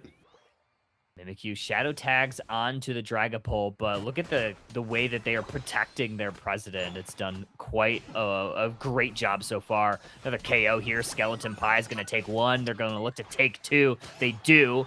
Mimikyu meets them with a play with me, and all that experience from the Greninja goes right back to save. But look at the tempo once again. Regieleki not even able to walk in that T2. That's going to start walking towards this home goal zone. Dragon combo from this Garchomp, but they're going to meet their doom. Another double KO for this Dragapult, and saved. They are falling down like flies. Yeah, Regieleki walking in at the 320 mark. If it walks into here, this might be just game over right here, and it's about to. No one's defending it. It's in for the next 20 seconds. That goal is defenseless. Lucario with 41 Eos energy. They're going to try to get score it? in. Can he score it? Can he score it is going to be the he attacked! Question. Oh, he got it. He got it. He got it. He got it. Time to go. Time to bounce, son. That was honestly kind of criminal, being able to get off on 1 HP like that with those close combat. And now Mimikyu might have bit off more than they can chew. Ooh, they go down. Alchemy gets the benefit of that KO. Another This Dragapult is insane. Yeah, it just hasn't stopped. It's just doing all this cleanup with Dragon Dance and its ult. Like, there's another cleanup right there. There goes Garchomp not being able to play here. At the 225 mark, we have Phantom Thieves taking full control of this side of the map. I don't even know what you do if you're saved right now. You're losing by 400 plus points. You've been completely boxed out, and now we have a little bit of an ambush being set up here. Phantom Thieves looking for some offense, but actually a great play there from Save. The Suicune doing a good job stunning a couple. Yeah, excellent bush check. That was very important to check in that position, because if you walked in recklessly, that is just another wipe right there, and the game is over. Groudon has hit the map. Save looking to bring back some points into that T1, but the rip is on.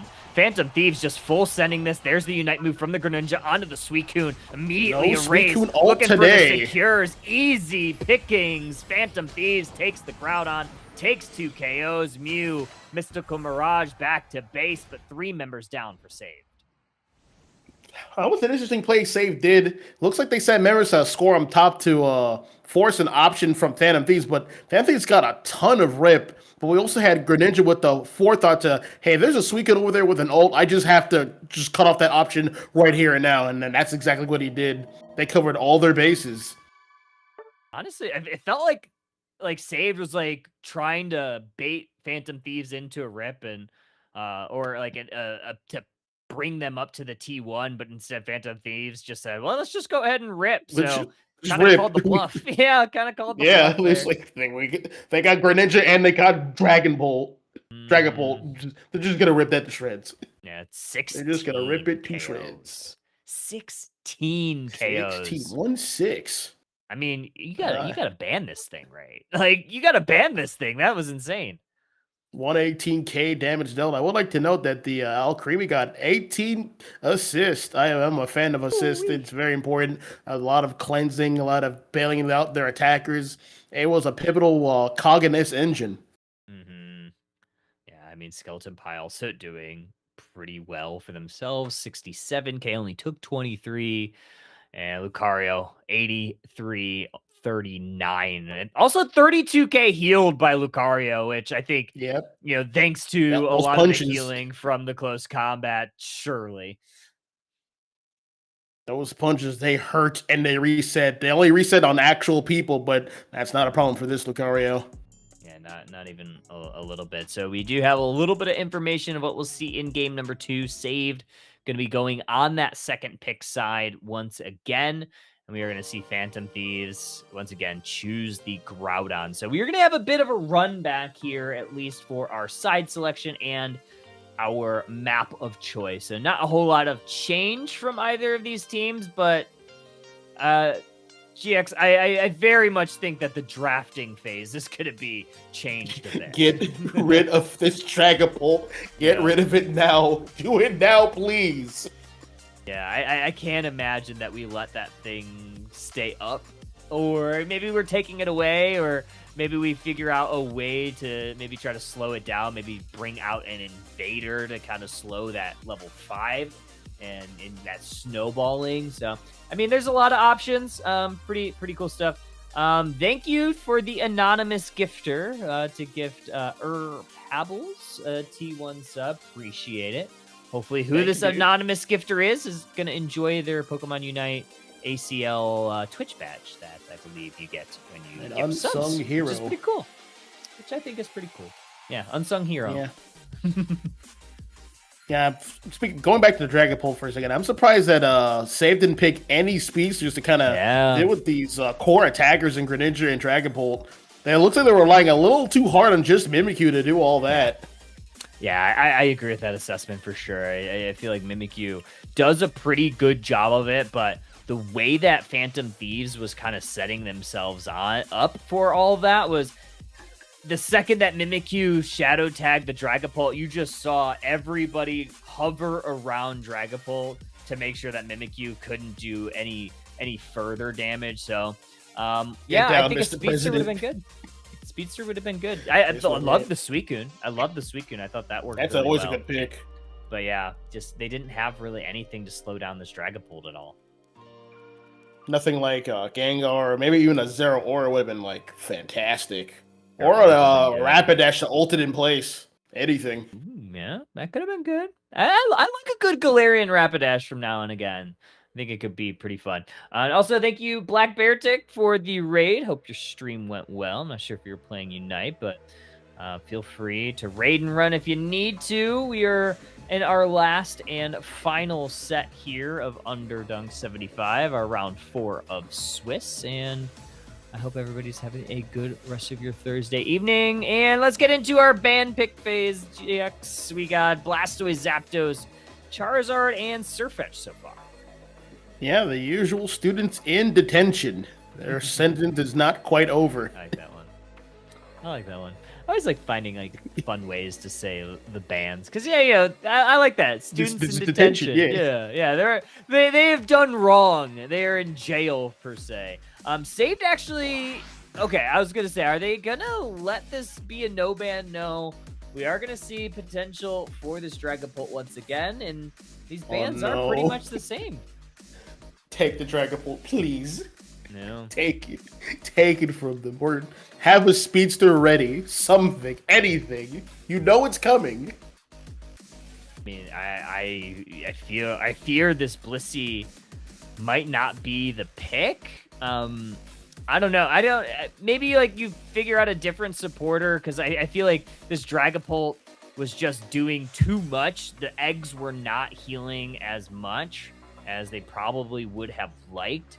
So if you're going to play Blissey, I think maybe going Safeguard Helping Hand instead of the egg build could be a little bit better because I feel like Blissey is good with eggs if you have a lot of range damage dealers and poke, not A pressers. Yep, agreed. Looks like they're gonna have a Zacian here. That's always a safe pick. Zacian always has the option to just rip objectives all by itself and secure. There's no one really there to stop it from doing that, like a Buzzwole, for example, or someone with the bound property.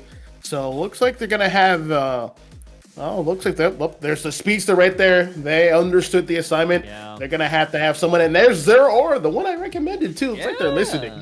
Yeah, I like this. I like this pivot from them, right? I think the speedster will do really well into some of these picks. I think you just need someone that can just dive onto them before they ramp up. And I think Zero Aura, I wouldn't be super surprised if we saw like a wild charge just as something to lock onto the Dragapult. Yes, yeah, iframes. Yeah, Definitely.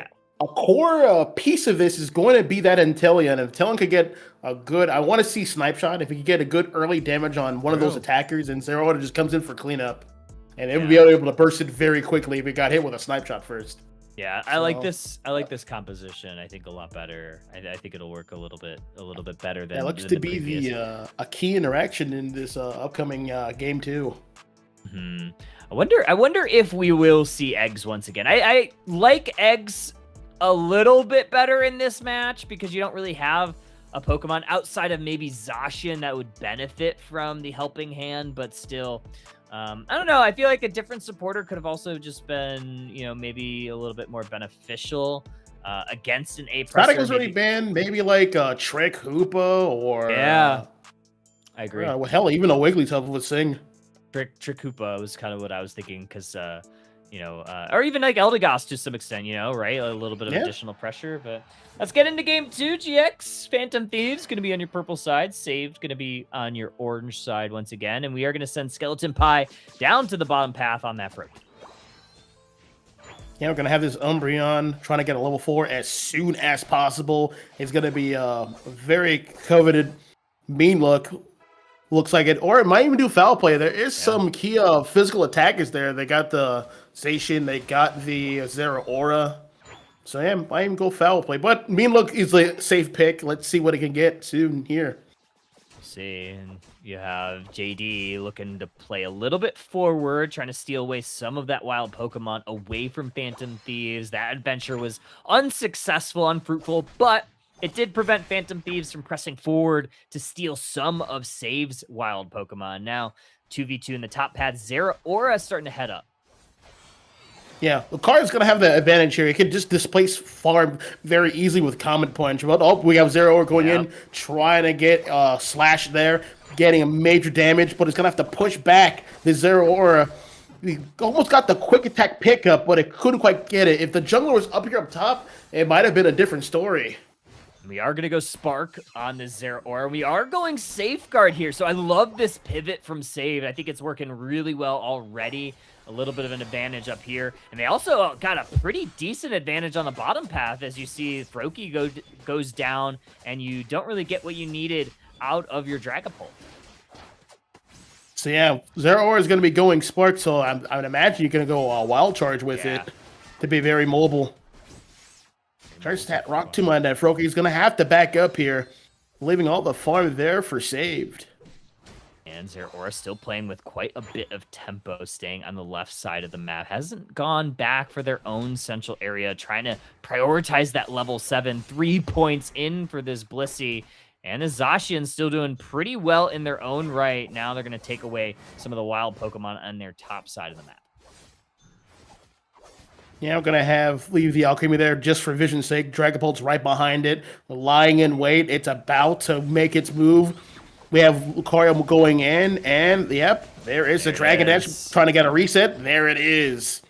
Next Dragon Dash already in progress, grabbing both berries and getting major damage. Here comes Zero Aura, and it is pissed. Oh, KO on the Dragapult. That's exactly why you pick Zero Aura here. Dazzling Gleam gonna stun up a pair of saved members. Snipe Shot is true. Yep. Hits the Alchemy, sends them back to the bakery. 27 points looking to go in for the Zero Aura, denied by this Lucario. Once again, Safeguard couldn't connect. We have the Spark. Here comes the Wild Charge. There goes the Lucario, and Umbreon gonna just try to hold this T1, but so far unsuccessful. Yeah, Zero is in there doing its thing. There is a big Metal Claw from the Zacian, and oh, Alcremie with the stun and kills over there. Zero is gonna have to retreat, getting a little bit bailed out by the Seiko from Blissey to get away from this Lucario. Lucario is dangerous right now. We're gonna have Inteleon getting a snipe shot ready to probably secure this farm here. Yep, there it is. Is there Aura looking to get the KO on this Umbreon? Yeah, it's an ult. Oh, Plasma Gale reigns true. They're going to take the KO. And a double KO. Iframes to keep them upright. They go down, though. Umbreon gets the best of them, but saved, able to score a ton of Eos energy in this T1 goal zone. They're going to leave this goal at 1.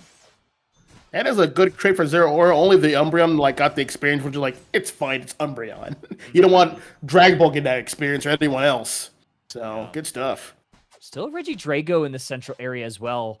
All 3 objectives up at the same time. Greninja's starting to make their way towards this bottom goal zone. It is a Registeel. You have Crustle here as well. I'm trying to slow the pace down. Skeleton Pie looking for a secure. So is JD. Eject button into the X-Scissor. Stuns him into the wall. Snipe shot from downtown. Takes the Registeel. Saved. Gets a big objective, but trades it for the Regieleki on the top side.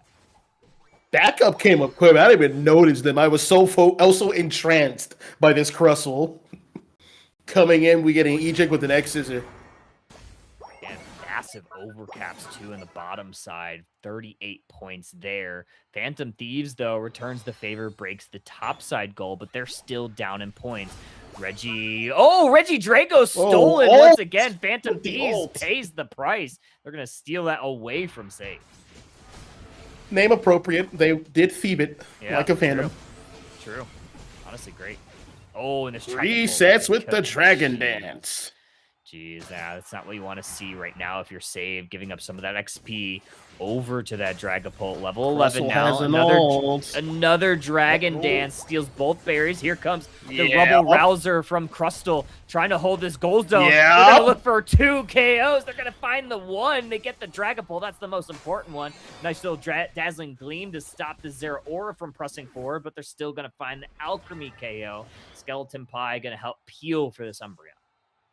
That was a huge Crustle play. Crustle actually doing a good job here, sealing in that Dragapult with a Rock Tube, has the ult ready, comes right in, Rumble Rousers, getting the extra damage, and getting the cleanup. R8 on this Dragapult, playing very far forward. Dragon Dance is going to damage the Pokemon heavily. Crustle gonna have to retreat back to that T2. Dragapult gets that double KO once again. 37 points in. Skeleton Pie looking for the 37. Access denied, but they get the KO anyway. Here comes Zeraora. Wild Charge onto the Alcremie.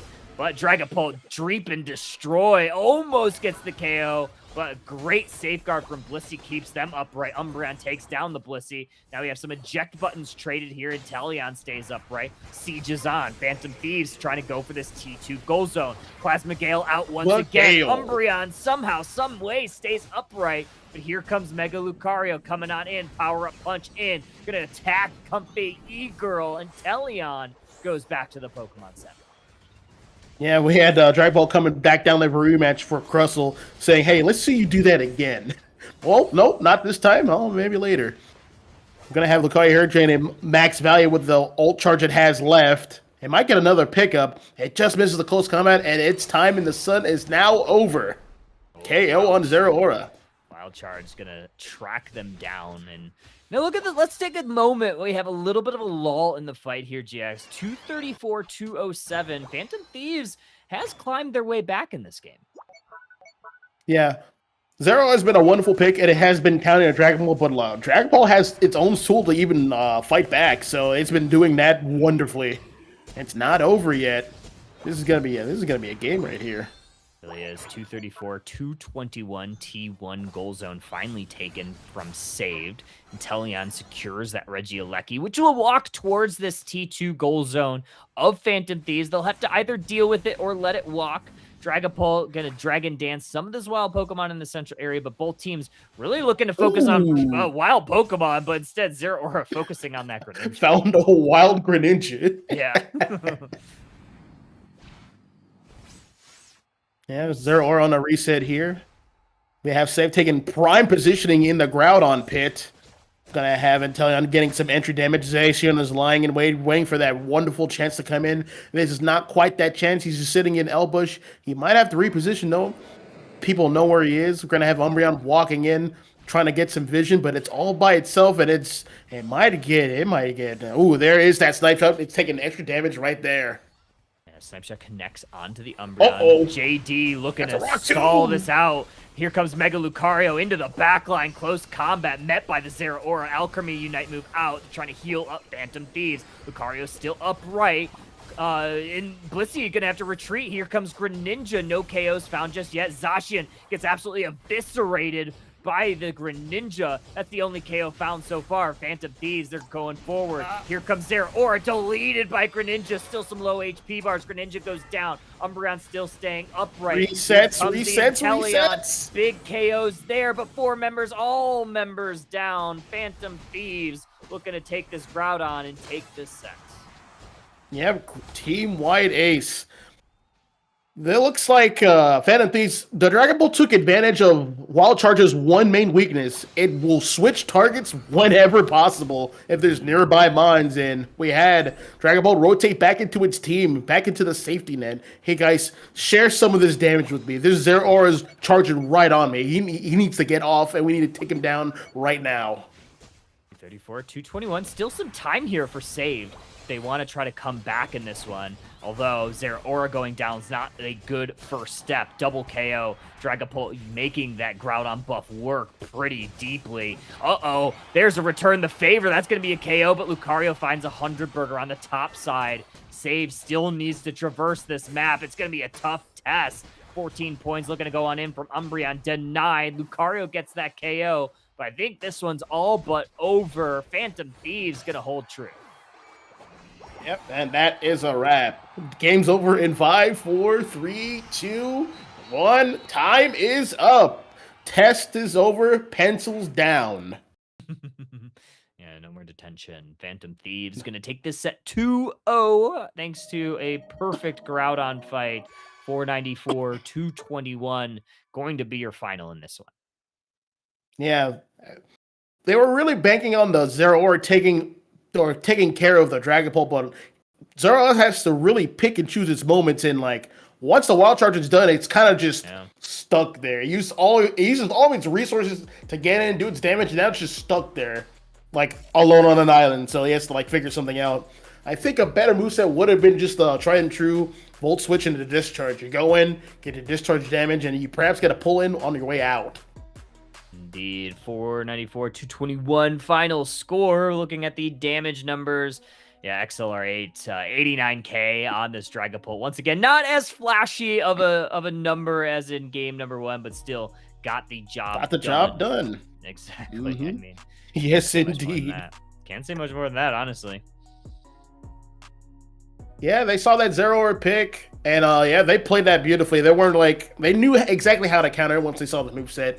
As I said before, Wild Charge, once you get in, it doesn't like dealing with multiple targets. Yeah, you have the plus version that actually can damage the multiple targets, but like it pivots off very easily. So that's a built-in weakness. That move has to have some kind of drawback. Otherwise, that move would be just the best move in the game. You're doing a ton of damage and you're invincible. It would be a cracked-out play rough. Yeah, it would be absolutely insane. But yeah, congratulations to Phantom Thieves. A nice little 2-0 victory in our final round. We'll have to see exactly what the standings look like when it's all said and done, but that is going to be the last game that we'll be broadcasting this evening. So stay tuned on our social channels as well as our Discord just to see how the standings shook out for the last couple of matches. But that's going to conclude today's action, Underdunk 75. Hope everybody has a very good weekend. And GX, thank you for casting with us today. Welcome into Underdunk. Hopefully we'll have you back at some point. But any final thoughts before we sign off for the evening? Yeah, very good competition. I saw a huge bomb pull from everybody. A lot of varied bands, a lot of whenever like a band would happen, they would just be completely comfortable with like picking each other's bonds, which is what you love to see. That's the real purpose of draft. Understanding all these bonds and their tools, kits, and just utilizing them whenever possible. not getting so wrapped up on who's in detention and who's not. Just playing the Pokemon to just understanding the tools and just mastering the tools that you have and finding the right tool for the job. So you love to see it. You do. But that's going to be it for us. Big shout outs to everybody involved for Underdunk 75. We have eclipsed 3/4 of 100, so it's pretty cool milestone. We've had a few milestone events recently, but that is going to be it for us. Big shout out to Husky for casting earlier, obviously Beta for observing all evening, Lordy for all of the TO work and managing the bracket all evening long, and GX, thank you for casting with me again. And that's going to be about it for us. We'll be back next week with Underdunk 76. We have a special little change, so stay tuned on all the socials for what we have planned for that. So stay tuned on that. But with that said, we are going to end the evening here. I hope everybody has a great rest of your Thursday. And tomorrow might have a little bit of an ACL watch party. So if you're interested, stop on by for that. We'll be watching all of the ACL action. So other than that, we are out, and we will see you in one short week.